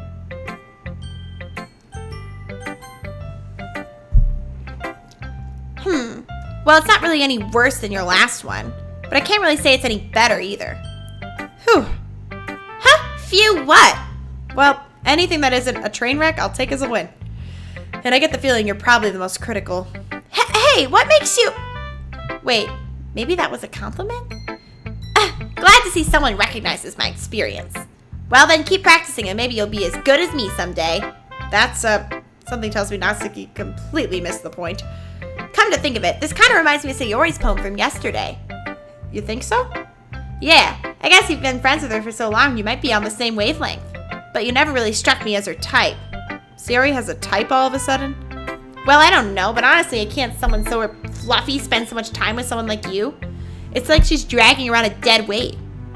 That was a little unnecessary. But think of it this way. If it weren't for me, she would probably just fly away like letting go of a balloon. You could say we each take care of each other in our own way. Whatever it is, I don't get it. Oh yeah, I guess I'm supposed to show you my poem. Here. Amy likes spiders. You know what I heard about Amy? Amy likes spiders. Icky, wriggly, hairy, ugly spiders. That's why I'm not friends with her. Amy has a cute singing voice. I heard her singing my favorite love song. Every time she sang the chorus, my heart would pound to the rhythm of the words. But she likes spiders. That's why I'm not friends with her. One time, I hurt my leg really bad. Amy helped me up and took me to the nurse. I tried not to let her touch me. She likes spiders, so her hands are probably gross. That's why I'm not friends with her. Amy has a lot of friends. I always see her talking to people. She probably talks about spiders. What if her friends start to like spiders too? That's why I'm not friends with her. It doesn't matter if she has other hobbies. It doesn't matter if she keeps it private. It doesn't matter if it doesn't hurt anyone. It's gross. She's gross. The world is better off without spider lovers, and I'm gonna tell everyone. Not bad, right? It's quite a bit longer than yesterday's. Yesterday's was way too short. I was just warming up. I hope you didn't think that was the best I could do. Of course not. Anyway, the message is pretty straightforward in this poem. I doubt I have to explain it. Sometimes you can explain complicated issues with much simpler analogies, and it helps people realize how stupid they're being. Like anyone would agree that the subject of this poem is an ignorant jerk. Do you know people like that? Of course, it's about how everyone thinks That doesn't matter. It can be about anything. I wrote it to be easy to relate to. Everyone has some kind of weird hobby or guilty pleasure. Something that you're afraid if people find out, they make fun of you or think less of you. But that just makes people stupid. Who cares what someone likes as long as they're not hurting anyone and it makes them happy? I think people really need to learn to respect each other's feelings for liking weird things. Well, you're definitely right. At least I can relate to that. And I'm sure a lot of other people can too. It's what I do best after all. I don't like writing unless there's a good message to take away from it. Like conveying emotions is important. But I want to make people think, not just feel. Remember that. I'm going to write a good one for tomorrow too, so look forward to it.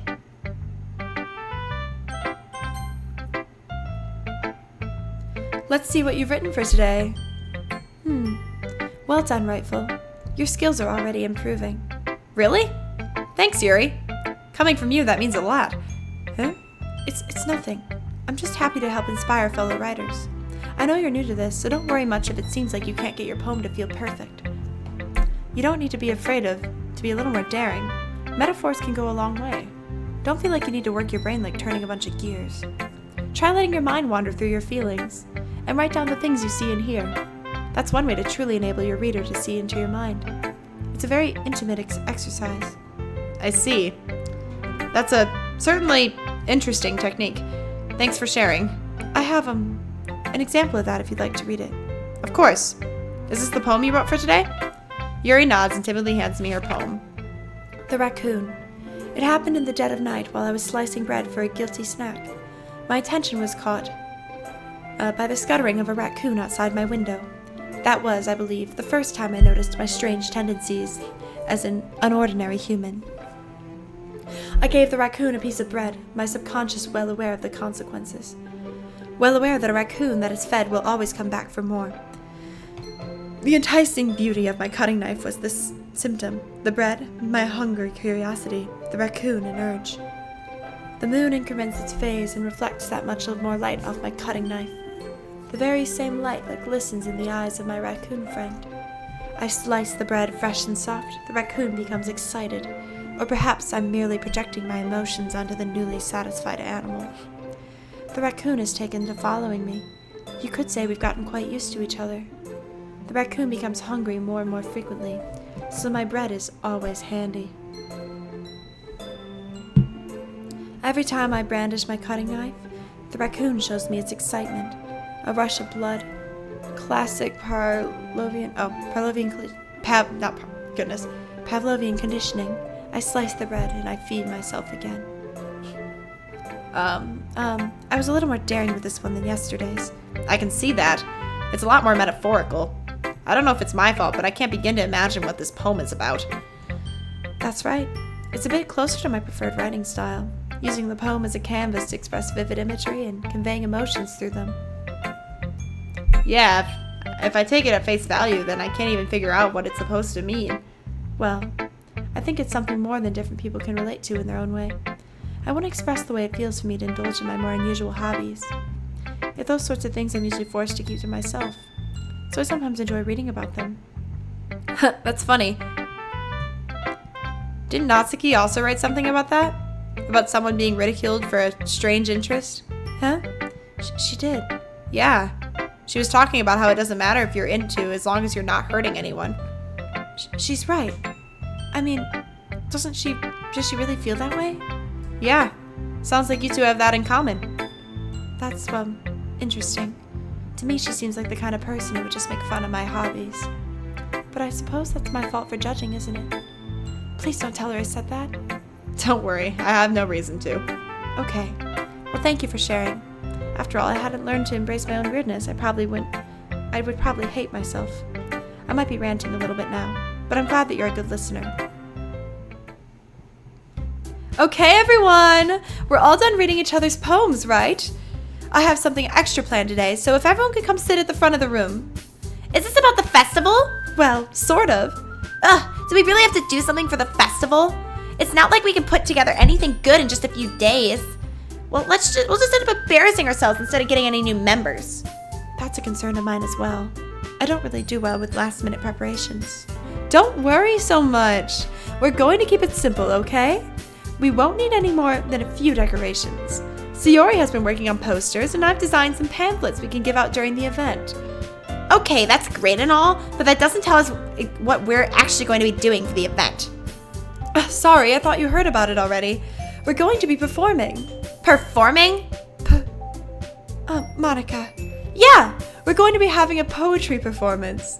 Each of us are going to choose a poem to recite during the event. But the cool part is, we're also going to let anyone else come up and recite poems too. Sayori's putting it on the posters in case anyone wants to prepare ahead of time. Sayori, who's been coloring a poster, holds it up for us to see. Are you kidding me, Monica? You didn't already start putting those posters up, did you? Well, I did. Do you really think it's that bad of an idea? Well, no. It's not a bad idea. But I didn't sign up for this, you know. There's no way I'm going to be performing in front of a group of people like that. I agree with Natsuki. I could never, in my life, do something like that. Imagining it, Yuri shakes her head in fear. Guys! No, Sayori. I understand where they're coming from. Remember that Natsuki and Yuri have never shared their poems with anyone until just a couple days ago. It's a lot for them to recite their poems out loud to a whole room full of people. I guess I kind of overlooked that. So, I'm sorry. But I still think we should give it our best. We're the only ones responsible for the fate of this club. If we start the event and each put on a good performance, then it will inspire others to do the same. And the more people who perform, the better we'll be able to show everyone what literature is all about. Yeah! It's all about expressing your feelings, being intimate with yourself, finding new horizons, and having fun! That's right. And it's those reasons that we're all in this club today. Don't you want to share that with others? To inspire them to find the same feelings that brought you here in the first place. I know you do. I know we all do. And if all it takes is standing in front of the room for 2 minutes and reciting a poem, then I know you can do it. Natsuki and Yuri remain silent. Sayori looks worried. I guess that leaves me no choice. I agree. I don't think it's too much to ask. I think that Sayori and Monica have been trying really hard to get new members. The least we can do is help them out a little bit. Well, maybe, but... It looks like Natsuki doesn't have any arguments left. Okay, fine. I guess I'll just have to get it over with. All right! Whew. Thanks, Natsuki. What about you, Yuri? Yuri dejectedly glances around at everyone else's expectant faces. I guess I don't really have a choice. That's everyone! You're the best, Yuri! This club is seriously going to be the death of me. Oh gosh! You'll be fine, Yuri. But anyway, let's move on to the main event. I want each of you to choose a poem of yours. We're going to practice reciting them in front of each other. No way! Monica, this is too sudden. Well, if you can't recite your poem in front of the club, how do you expect to do it in front of strangers? Oh no. Don't worry. I'll start off to help everyone feel a little more comfortable. Can I go next? Of course. Now let's see. Monica flips through her notebook to the specific poem she has in mind. She then stands behind the podium. The title of the poem is The Way They Fly. Monica begins reciting her poem. Her clear, confident voice fills the room. More than that, her inflection is pristine. She knows exactly how to apply emotion behind each line she reads, bringing the words to life. Is this something she's done before, or is she simply a natural? I glance around. Everyone has their eyes on Monica. Sayori looks amazed. Yuri has an intense expression on her face that I don't understand. Finally, Monica finishes the recitation. The four of us applaud. Monica takes a breath and smiles. That was so good, Monica! Thanks you so much. I was just hoping to set a good example. Are you ready to go next, Sayori? I'll go next. Yuri's fired up all of a sudden. Yuri clutches a sheet of paper between her hands and stands up. Keeping her head down, she walks quickly over to the podium. This poem is called... Yuri anxiously glances at each of us. You can do it, Yuri. You can do it, Yuri! It's called After Image of a Crimson Eye. Yuri's voice shakes as she starts reading the poem. Just a moment ago, she practically refused to do this. Why is she suddenly putting in so much effort? As Yuri gets past the first couple lines, her voice changes. It's almost like what happens when Yuri gets absorbed into her books. Her quivering voice transforms into the sharp syllables of a fierce and confident woman. The poem is full of twists and turns in its structures that she enunciates with perfect timing. This must be a rare glimpse into the whirling fire Yuri keeps concealed inside her head. Suddenly, she's finished. Everyone is stunned. Yuri snaps back into reality and glances around her, as if she bewildered even herself. It's up to me to save the situation. I'm the first to start applauding. Everyone joins me afterward, and we give Yuri the recognition she deserves. It's not that we didn't want to applaud for her. We were so caught off guard that we must have forgotten. As we applaud, also it's poetry, we snap. As we applaud, Yuri holds the poem to her chest and rushes back to her seat. Yuri, that was really good. Thank you for sharing. Looks like Yuri is down for the count. Okay, I guess I'm next then. Sayori hops out of her chair and cheerfully walks to the podium. This one's called My Meadow. Sorry, I giggled. Sayori? It's a lot harder than I thought. How do you guys do it so easily? Try not to think of it like you're reciting to other people. Imagine you're reciting it to yourself, like in front of a mirror, or in your own head. It's your poem, so it'll come out the best that way. I see. Okay then. Sayori begins her poem. Somehow it feels like her soft voice was made as a perfect match. The poem isn't aimlessly cheery like Sayori is. It's serene and bittersweet. If I were to read this on paper, I probably wouldn't think much of it, but hearing it come from Sayori's voice almost gives it a whole new meaning. Maybe this is what Sayori meant when she said she likes my poems. It's like I get to reach more deeply into someone I thought I knew through and through. Sayori finishes and we applaud. I did it! Good job, Sayori. Even Rightful liked it. I guess that's a good sign. What does that even mean? It came out nicely, Sayori. The atmosphere of the poem really fits you nicely. But it might be that other poems wouldn't work quite as well with that kind of delivery. I don't really understand. In other words, I've seen poems of yours where that sort of gentle delivery wouldn't work as well. They might need a little more force behind them depending on what you're reading. Oh, I know what you mean. Well, I've been practicing that kind of thing. It's just embarrassing to do it in front of everyone. The next time, I'm going to make you pick a poem that challenges you a little more. We don't have much time before the festival, you know? Okay! Now, who's next? Natsuki? Don't make me go before Rightful. It's not like I can compare to you guys anyway. Might as well let Rightful lower everyone's standards a little before I have to do it. Natsuki. It's fine. I might as well get it over with. It's not like I have much of a selection of what to read. I'll just go with what I wrote for today. I stand up in front of the podium. Everyone has their eyes on me, making me feel terribly awkward. I recite my poem. Since I'm not exactly confident in my own writing, it's hard to put energy into it. Despite that, once I finish, I receive applause anyway. Sorry, I'm not really as good as everyone else. Don't worry about it so much.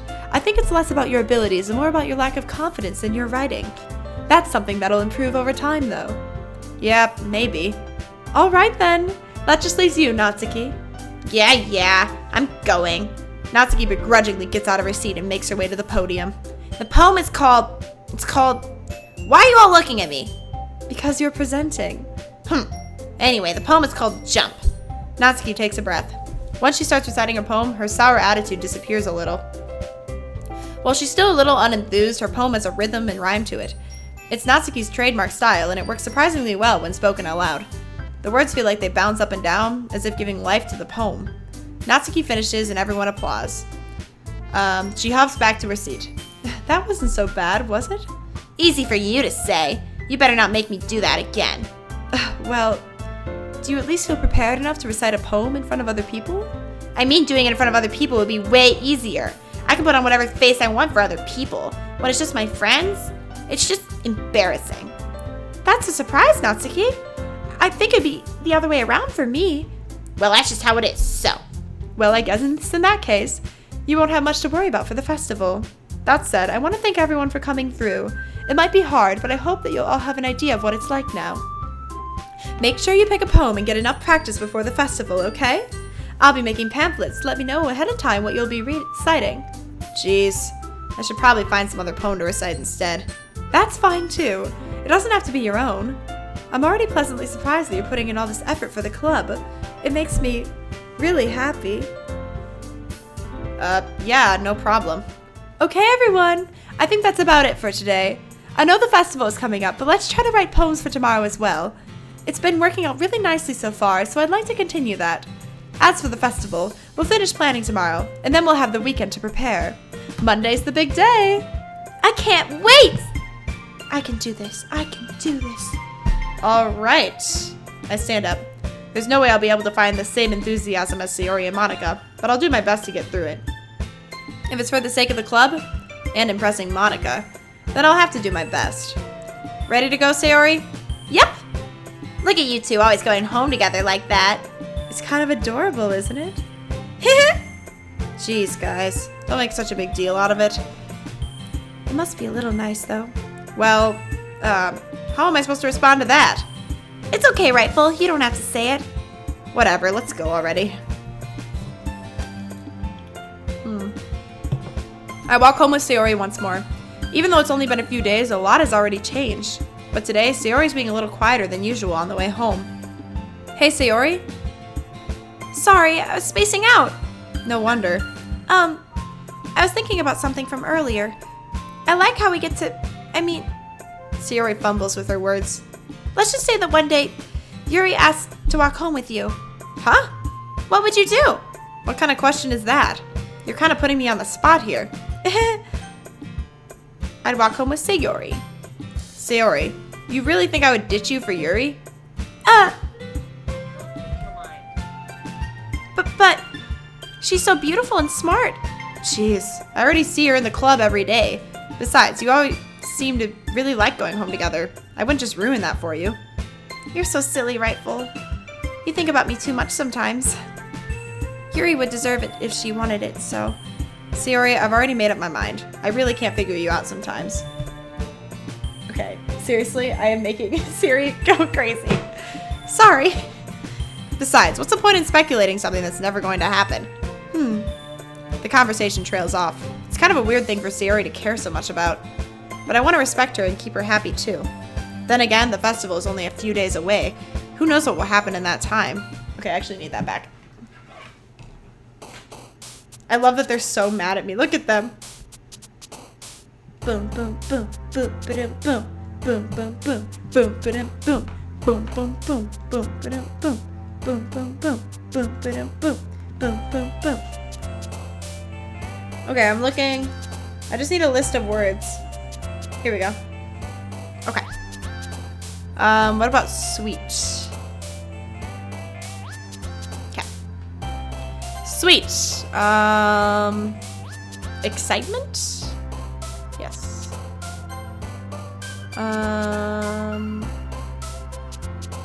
Extraordinary? What do we got? We got heart maybe? Heart might not be it. Oh, it is heart. Okay.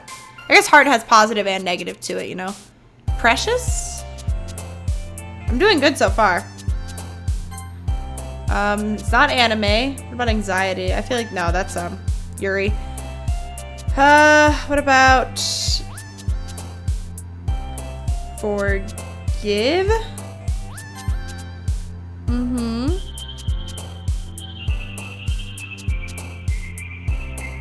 Incapable. No. Flying. Flying was one of hers. They're so sad. Look how sad the other girls are, bro. It's okay. Okay.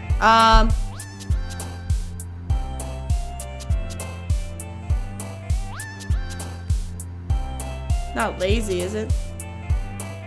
No. Oh, it is lazy. Okay.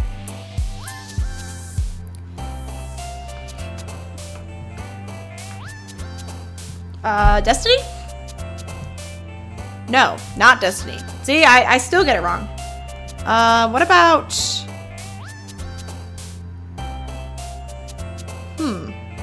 Cry? Yeah.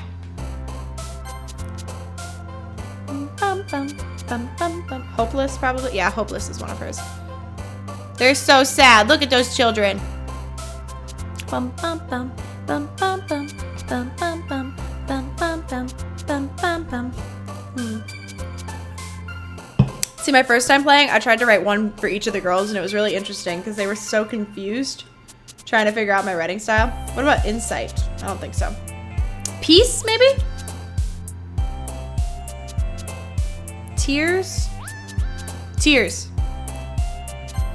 Okay, memories seems good for her. And I know it doesn't have to be perfect. It's kind of fun when it's a perfect poem, if I can do it. Dance, maybe? Yes. Awesome. What about vibrant? No. Vacation's one of her. Why is vacation one of her words? That makes no sense. Sadness. Pure, maybe? No. This is why we don't. What about...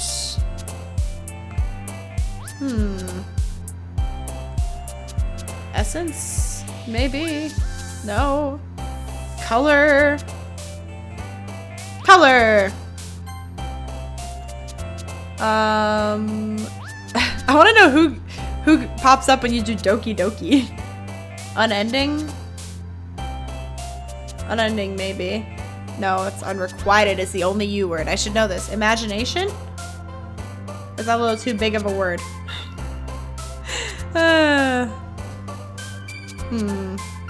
Disaster? No. Imagine. I already tried to imagine. What's the last word here? I'm going crazy. Okay,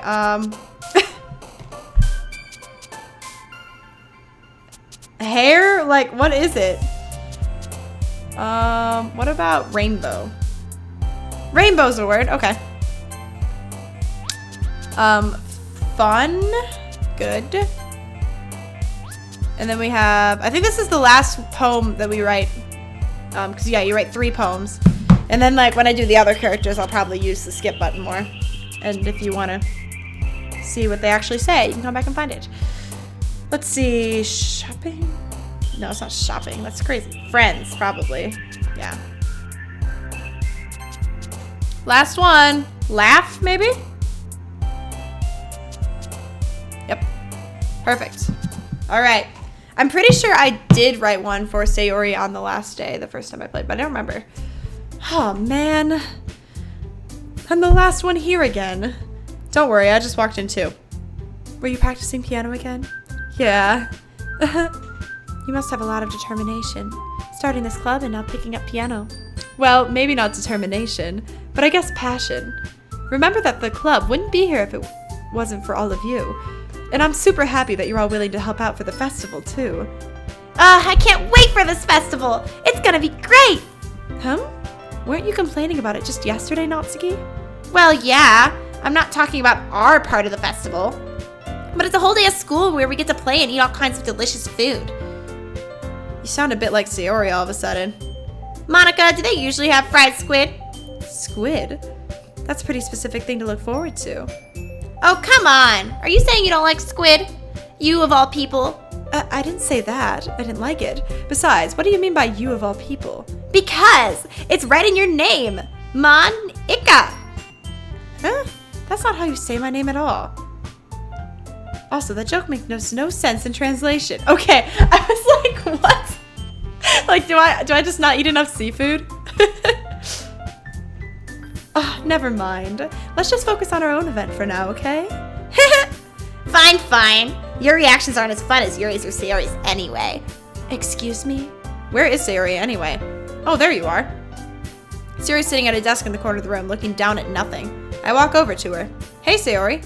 I wave my hand in front of her face. You're spacing out again. Sorry. Don't mind me. You can go talk to everyone else. Huh? Is everything all right? Of course. Why wouldn't it be? It just feels like you're a little off. Sorry for assuming things. Jeez, you worry too much about me. I'm fine, see? Sayori shows me a big smile. Don't let me distract you from having fun with everyone. Well, alright, if you say so. I worriedly glance at Sayori before turning back towards everyone else. But the conversation is already dispersed, with everyone back at their usual activities. Maybe I should ask Monica if she's noticed anything about Sayori recently. Since they've been preparing for the festival, they must be spending a lot of time together. I timidly approach Monica, who is shuffling through some papers at her desk. Rightful, what's up? Hey, this may sound a bit strange, but have you noticed anything up with Sayori recently? Anything up with her? In what way do you mean? Maybe I'm reading a little too much into this, but she seems to be a bit downcast today. Oh, you think so? I can't say I've noticed anything about her. Monica peers across the room at Sayori, who is idly dragging a rubber eraser up and down her desk. Maybe there's something on her mind, but I'm surprised I'm not the one asking you, Rightful. You certainly know her a lot better than I do. Yeah, but she's never really like this. She's always talked to me about things that bothered her, but this time when I asked her, she was really dismissive. Sorry, I know it's not your problem. I just want to ask if you knew anything, so I'll drop it now. It's important to me too. I mean, I'm also friends with her, and I also care about the well-being of my club members, you know? Maybe I'll try talking to her myself. Are you sure about that? She seems like she wanted to be left alone. Are you sure? Maybe she just has a hard time bringing it up with a person of interest. Person of interest? What do you mean by that? I'm saying that maybe the thing on her mind is you, Rightful. Me? How on earth would you come up to that with that conclusion? Well, I did not say that right. Well, I probably shouldn't be saying too much, but Sayori talks about you more than anything else, you know. Huh? She's been so much happier ever since you joined the club. It's like an extra light has turned on inside her. What? No way. Sayori's always like that. She's always been full of sunshine. It's not any different now than it's always been. You're so funny, Rightful. Have you thought that maybe you've always seen her so cheerful? Because that's just how she is when she's around you? I said too much. I'm sorry. What do I know anyway? I didn't mean to jump to conclusions. You should just forget about what I said. I'll try to talk to her, so try not to think about it for now. Okay. Monica smiles meaningfully. I know she said to forget about it, but I already know that I won't be able to get her words out of my head. Monica stands up from her desk and walks across the room to where Sayori is sitting. I watch her kneel down next to Sayori and gently talk to her, but she's keeping her voice so quiet that I can't hear. I sigh and sit myself down.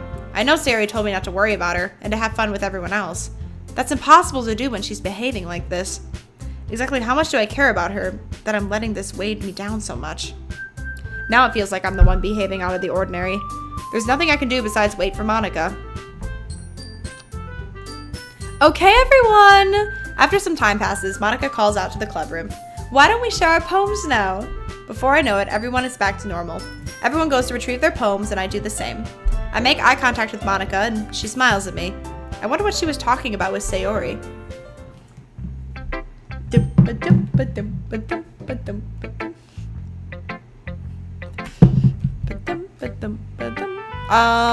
What if we just go top to bottom? This is your best one so far. It's really, really nice, Rightful. Thanks. Sayori, you've been a little quiet today. Is everything alright? Of course! Everything's fine. Maybe I'm just a little tired today. Do you want a nap or something? No, that's silly. Don't worry about me, okay? I only want to see smiles on your face. Well, alright. Hey, Rightful. I'm still a little surprised. I really thought that you would try writing your poems like the way Yuri does. Or even Natsuki. But in the end... Yeah, I guess you're the one who likes this one the most. Why? You don't want to get closer with everyone else? Oh my gosh, the music stopped. I just got goosebumps. Wait, of course I do. That doesn't mean I need to try so hard to impress them. I still understand you the most, Sayori. I know you have to sometimes put up with me, and I have to sometimes put up with you. But we have a wavelength or something, and this is how the poem came out. Sometimes it feels like you're the only exciting thing in my life. So sometimes it's just easier to write when thinking about you. Sayori? No. Rightful. I don't deserve this. You're too nice to me. Why are you doing this? Sayori has trouble keeping her voice steady all of a sudden. If you had fun with everyone else instead, this would be so much easier. Sayori? I glance around the room to make sure nobody has noticed this. Sayori, I've probably never said this before, but I don't understand what you're feeling right now. Tell me what will cheer you up. Sayori shakes her head. She sniffles and keeps shaking her head. Finally, she gathers herself and puts on a smile. It's nothing, Rightful. It's just a little rain cloud. I'm sorry you had to see that. I promise it won't happen again. Just smiles for everyone, okay? That's all that matters. Go play with everyone else. I'm gonna go home a little bit early today. Sayori, tell Monica I wasn't feeling well, okay? I'll see you tomorrow. Before I can say anything else, Sayori cheerfully walks out of the classroom, humming to herself. I didn't get to read her poem. This one's all right. All right. Well, yeah. About as good as yesterday's anyway. I see what you're going for, but it's just not really my style. I mean, that's fine. I'm mostly just glad you're trying a little bit. Well, of course I'm at least trying. Why are you so emotionally invested in my poems anyway?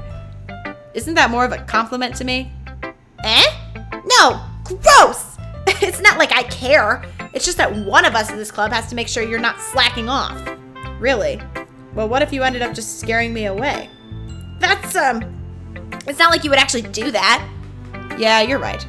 It's kind of fun to hang out here, even if I have to put up with you. Ugh. Natsuki's elbow connects with my stomach. Oh, maybe I won't mind scaring you away after all. I was just joking. I know. Don't worry, I was too.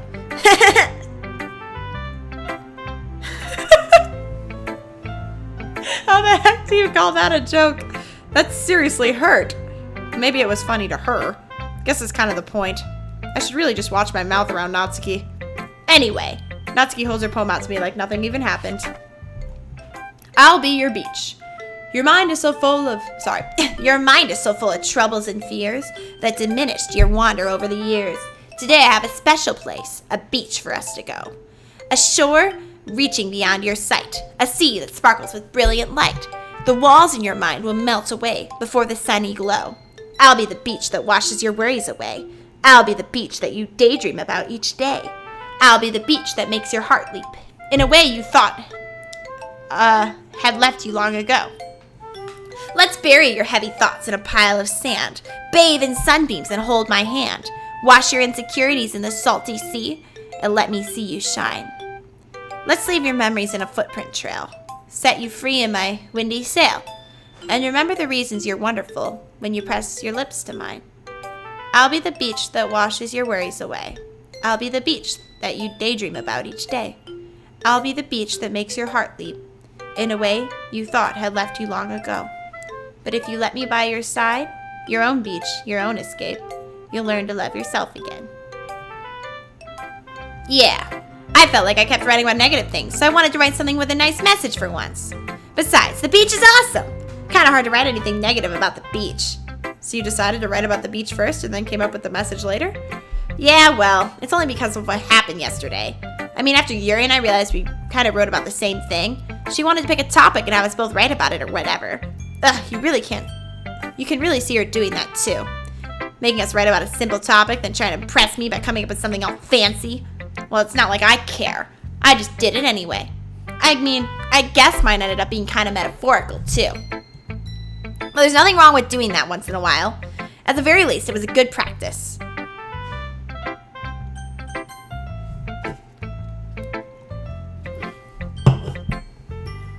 I see. I think you're improving at writing in general, Rightful. But I can't help but feel a bit foolish. What for? Just, I feel like I kept trying to offer advice, when it should have been clear to me that you prefer a different writing style. I probably just sounded arrogant. I'm so stupid. Yuri, that's a little... No, you don't understand. I spent so much time worrying about what's better and what's worse, not just with you, with Natsuki and Sayori. It's obvious why nobody has fun while talking to me. And because of that, I'll just keep my mouth shut about your poem. Yuri buries her head into her arms in her desk. That's not the first time I've seen her do that. I don't think it's ever as bad as you make it sound in your head. I think if people really didn't like talking to you, then it would be a lot more obvious. I know that you like to read deeply into things, but some things are just worth taking at face value.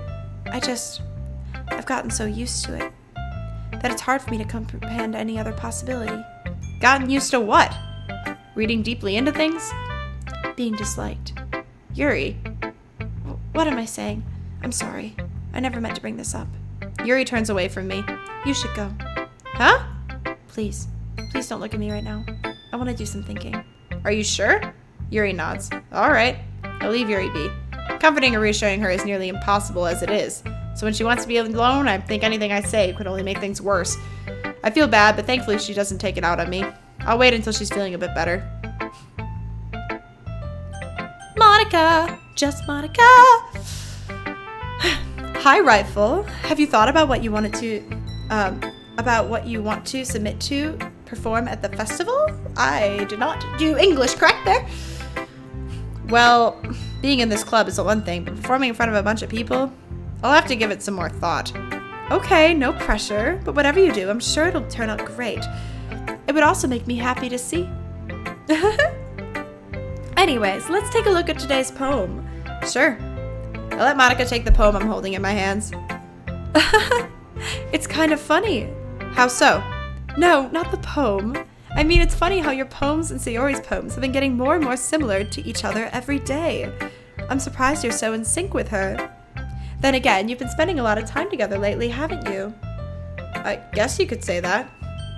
Although we kind of grew up as best friends, and I haven't been seeing as much of her this past year. But since I joined the club, we've been spending a lot of time together again. I see. That reminds me. How about how Sayori's been a bit off today? Yeah, did she tell you something? Well, Rightful, you haven't been flirting with her, have you? Of course not. I've been treating her like I always do. All right, just making sure. I know how much you care about her. It would be terrible if something bad happened to her, so keep an eye on her. Sayori's been acting so much happier ever since you joined the club. What could have happened all of a sudden? Well, never mind. This really isn't the time to be talking about this. Anyway, I'll share my poem with you now, alright? Alright. The Lady Who Knows Everything. An old tale tells of a lady who wanders earth, the lady who knows everything. A beautiful lady who has found every answer, all meaning, all purpose, and all that was ever sought. And here I am, a feather.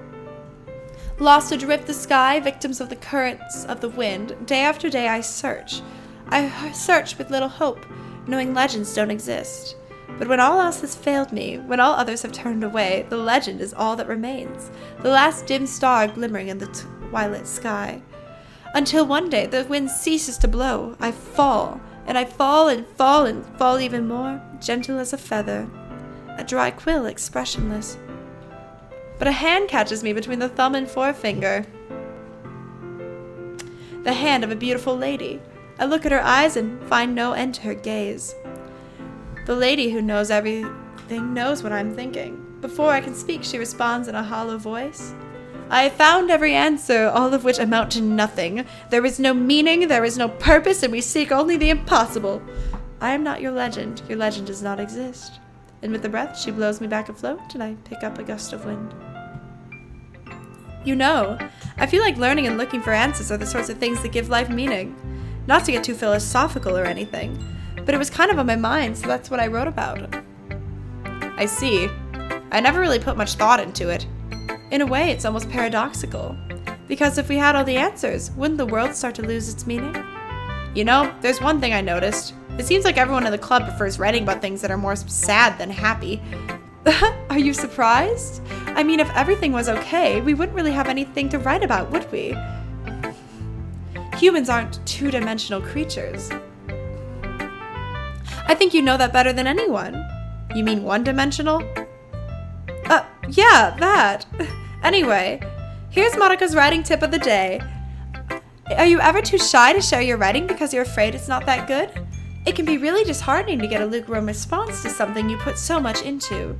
But if you find other people who enjoy writing, sharing becomes a lot easier.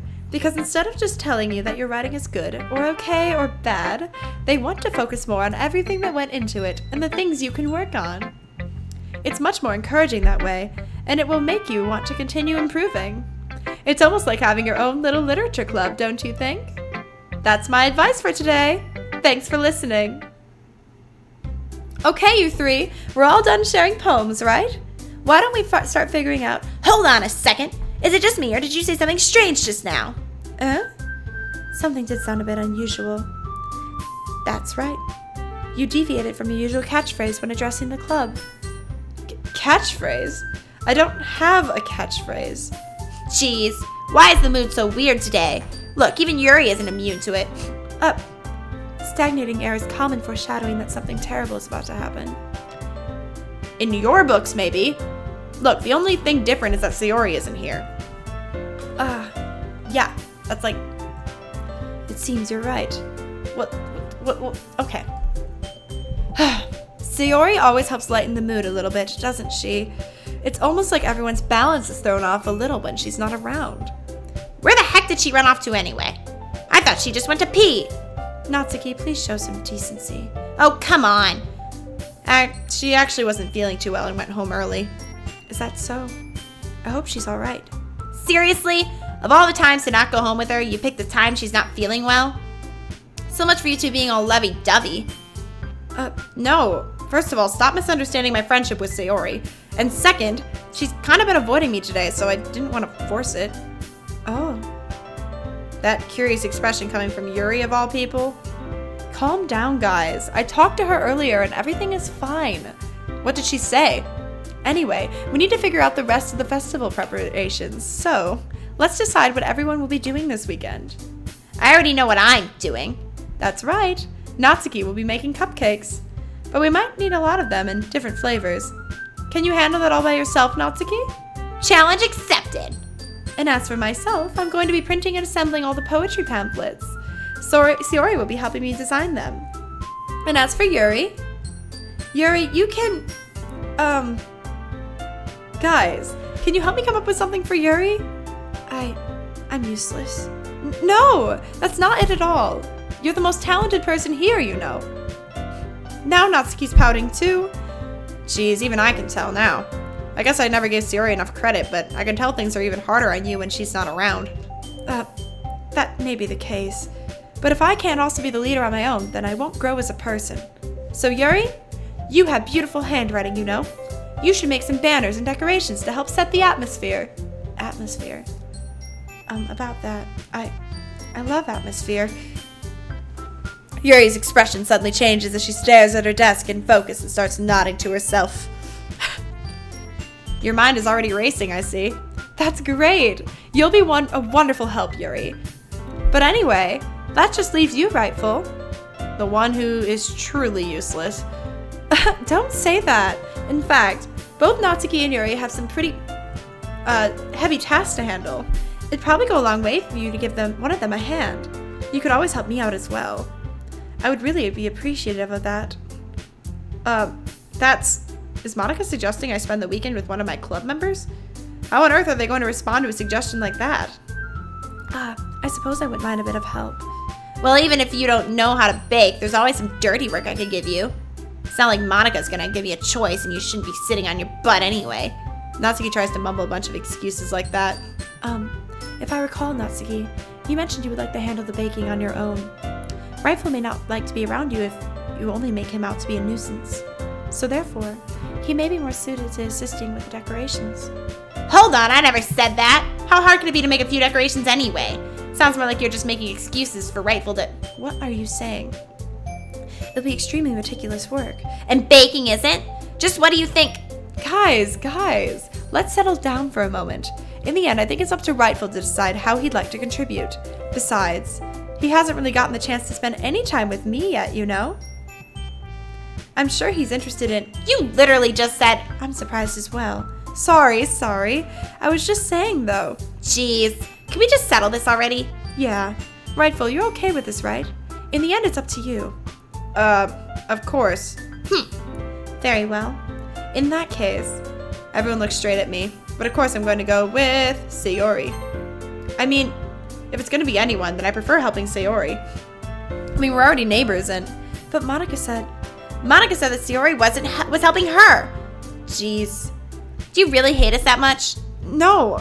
Sorry, I didn't mean for this to be difficult. Just think of the club. Okay. I haven't done Natsuki's yet. So I think we're going to do that, and then, like, when we go back through...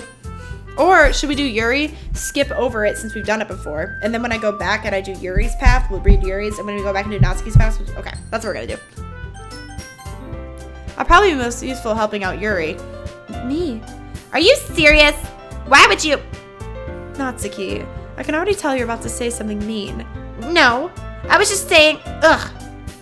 Okay, so we're going to skip ahead because we've already done this.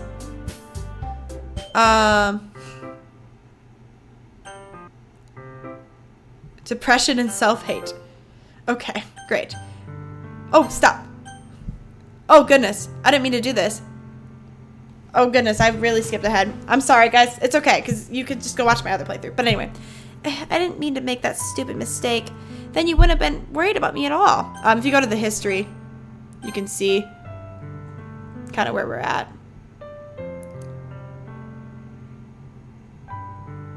Okay. You wouldn't have even been thinking about me right now, but this is just my punishment, isn't it? I'm getting punished for being so selfish. I think that's why the world decided to have you come over today. It just wants to torture me. Sayori! I grabbed Sayori by the shoulders. What on earth are you saying? Are you listening to yourself right now? I know something happened to you. There's no other explanation for you to be like this. So tell me already. Until I know, I won't be able to stop thinking about it. Sayori gives me an empty smile. You really put me in a trap, Rightful. Could you try again? But you're wrong. Nothing happened to me. I've always been like this. You're just seeing it for the first time. Seeing what? What are you talking about, Sayori? You're really gonna make me say it, aren't you, Rightful? I guess I have no choice this time. The thing is, I've had really bad depression my whole life. Did you know that? Why do you think I'm late to school every day? Because most days I can't even find a reason to get out of bed. What reason is there to do anything when I fully know how worthless I am? Why go to school? Why eat? Why make friends? Why make other people put their energy and caring to waste by having them spend it on me? That's what it feels like. And that's why I just want to make everyone happy, without anyone worrying about me. I'm in shock. I can't even figure out how to respond. How is it possible that Sayori kept this from me the entire time that I've known her? Did she really want so badly for me to just not think about her? Why, Sayori? Huh? Why is it that you've never told me about this? It almost feels like I've been betrayed as your close friend. Because if I knew, I would have done everything I could to support you. Even if there's only so much I could do. I would have tried a little bit harder to make every day a little better for you.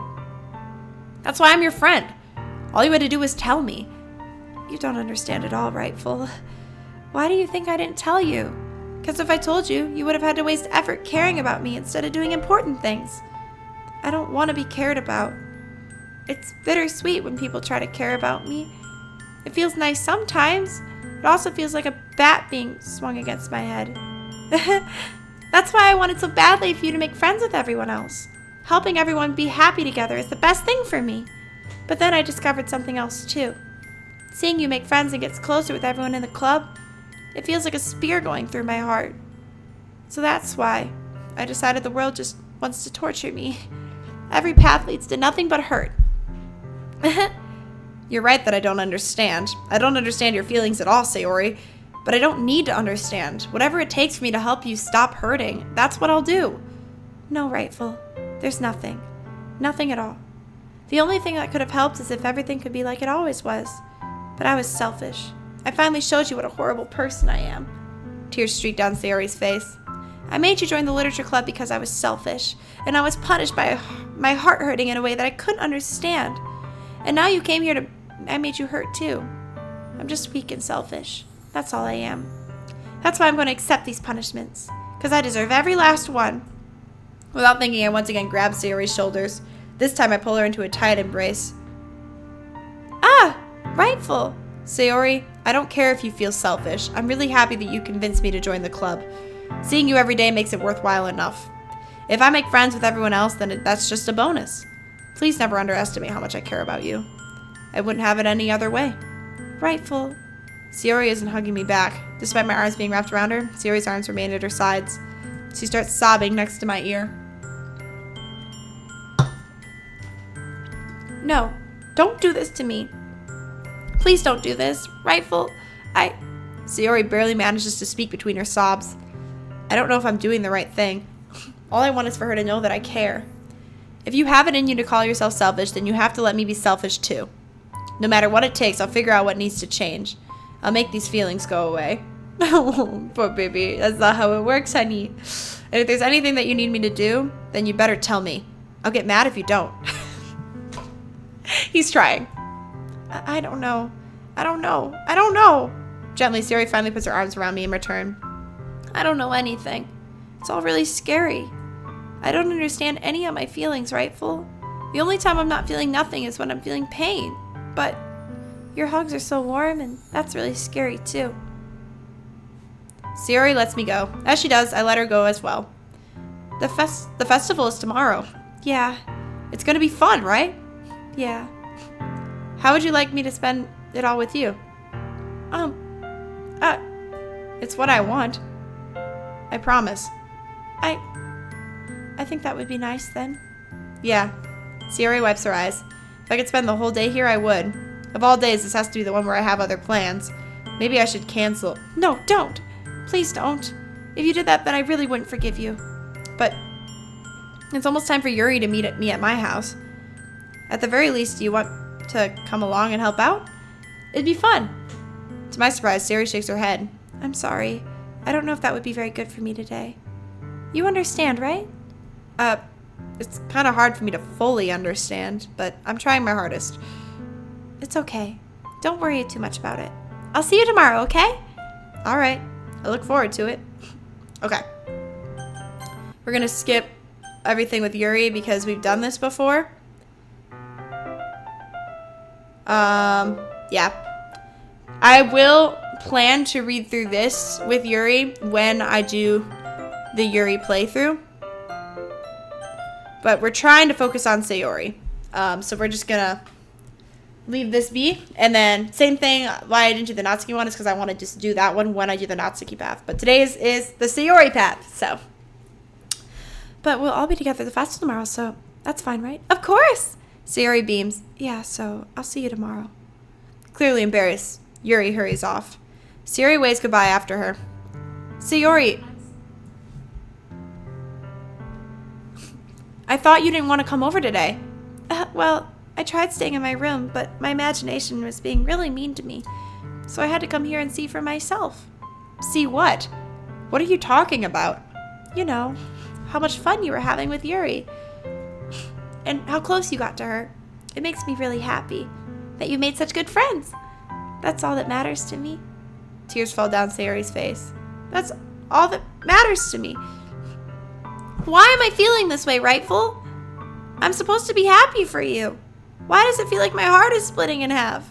It hurts so much. Everything hurts so much. This would be so much better if I could just disappear. Sayori, don't say that. It's true, Rightful. If I wasn't here, you wouldn't have to waste your sympathy on me. You wouldn't have to put up with me being selfish. Monica was right. I should just... Monica? Monica was right about what? Sayori, what I said before is true. I'm not going to let this continue. Caring about you like this isn't the burden your mind is making it out to be. It's something that makes me happy. It's something that I wouldn't trade for anything else. So even if it takes an entire lifetime, I'm going to be by your side until you don't feel any more pain. Okay, 1 second. I told you I need to get the wiki guide out. I believe I have to play through this scene and then I stop. And then I have to go back and do the Yuri path as well as the Natsuki path. How to get good ending DDLC. Let's see.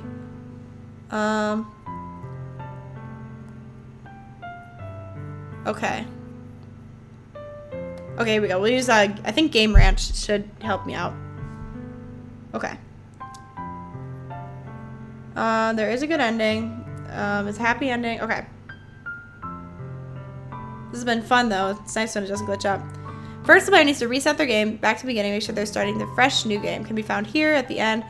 Next, they have to unlock 9 CGs in Act 1 and at least 2 CGs in Act 3. Well, this might sound like a substantial task. Saves, scumming, repeating playthroughs can make these events quite attainable. Finish the series route before taking Natsuki's. This goal is to unlock 3 CGs from each of them before the end of each one.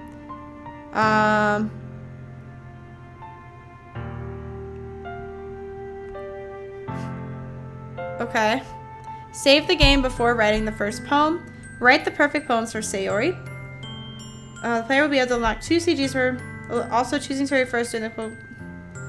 Choose Sayori first during the poem sharing activity. Help me, Sayori. When asked who to walk home with, it's still Sayori. It doesn't matter who the player chooses to help during the weekend. To take whatever route is chosen after Sayori's to avoid confusion. When Sayori confesses her feelings, we love. Okay. Okay, got it.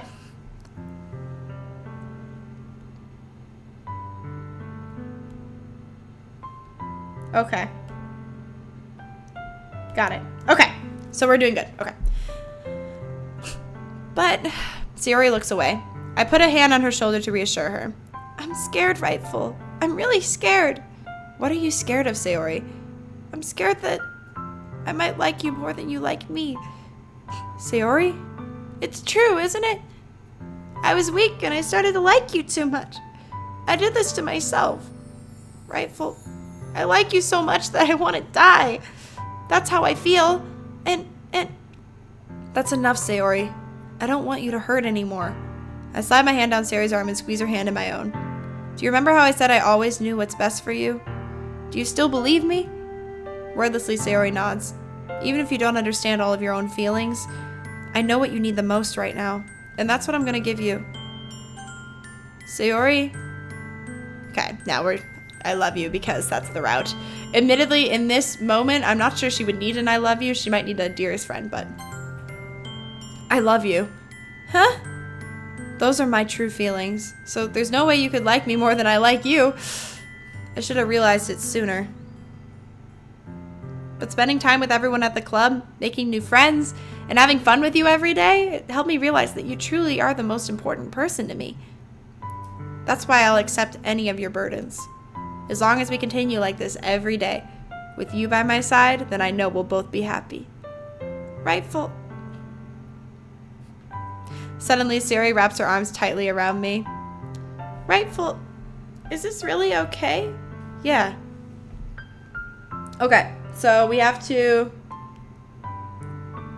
wait for them to release each other. Okay. Yeah. I hold Sayori in my arms and pull her closer. You'll never have to let go of me again. Okay. I love you, Rightful. I want to be with you forever. Me too. I feel Sayori's grip on me weaken a little bit. What is this? Sayori? I'm supposed to be happy right now. I always thought this would be the happiest moment for me. But why? Even now, why won't the rain clouds go away? They're not going away at all, Rightful. It's okay, Sayori. It might take some time for things to get better again. But no matter how long it takes, I'll be there every step of the way. That's all that matters right now. Okay. I trust you. Sayori and I slowly release each other. So, I guess that makes the festival tomorrow our first date, huh? What are you saying? I don't want to think about those things, you know? I want everything to be the same as it's always been. Even if we really are a couple. I don't know if I can handle anything more right now. It's really new and scary to me. I understand. We'll go at whatever pace suits you best. Aw. See, that was good. I'm just trying to find where I'm supposed to save things. Oh, here we go. Reddit. Always use Reddit. Hey, Rightful. Sayori gazes at me once again, smiling sadly. Even if I get really, really sad, this is the best thing for me, right? Huh? I don't really understand what Sayori means by that.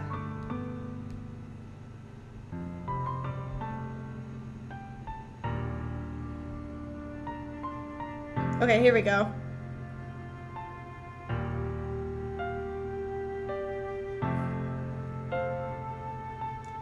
Uh-huh.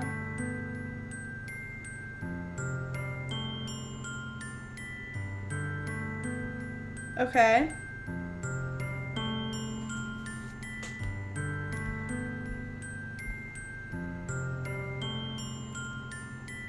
Mm-hmm. Sayori stage.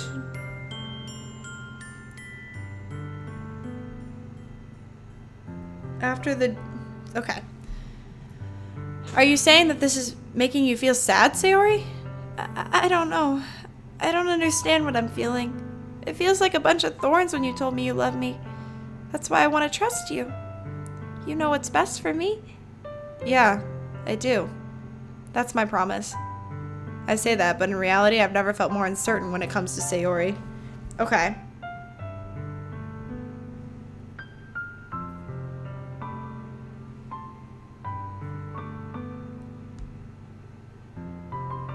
Okay. Hold on. Maybe I'm trying different ones because I just don't know where I'm supposed to save and go back, but I know that I love her and she loves me. I'm having as much trouble understanding Sayori's feelings as she is. It's almost like they're her feelings.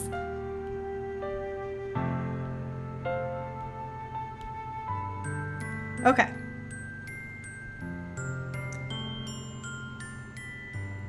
Okay, so I can do it pretty much at any point here. Even though I can comfort her, I keep wondering if I should be doing something more or something different. I know these thoughts will continue to plague me until things are back to the way they were. Is that what Sayori meant by not wanting anything to change? I don't know. But I know that I'll give it everything I've got. Sayori is the most important person to me, and I'll do whatever it takes to have a happy future with her. Aww. And there we go. So what we'll do... Also, I thought I turned... Like, no offense, but I thought I turned off the content warnings. Okay, so we need to save. And put that one here. Okay. Hold on. 1 second. I thought I turned off the content warnings, but, like... Obviously, skip unseen text. Oh, no, we don't want to do that. Skip after choices? No.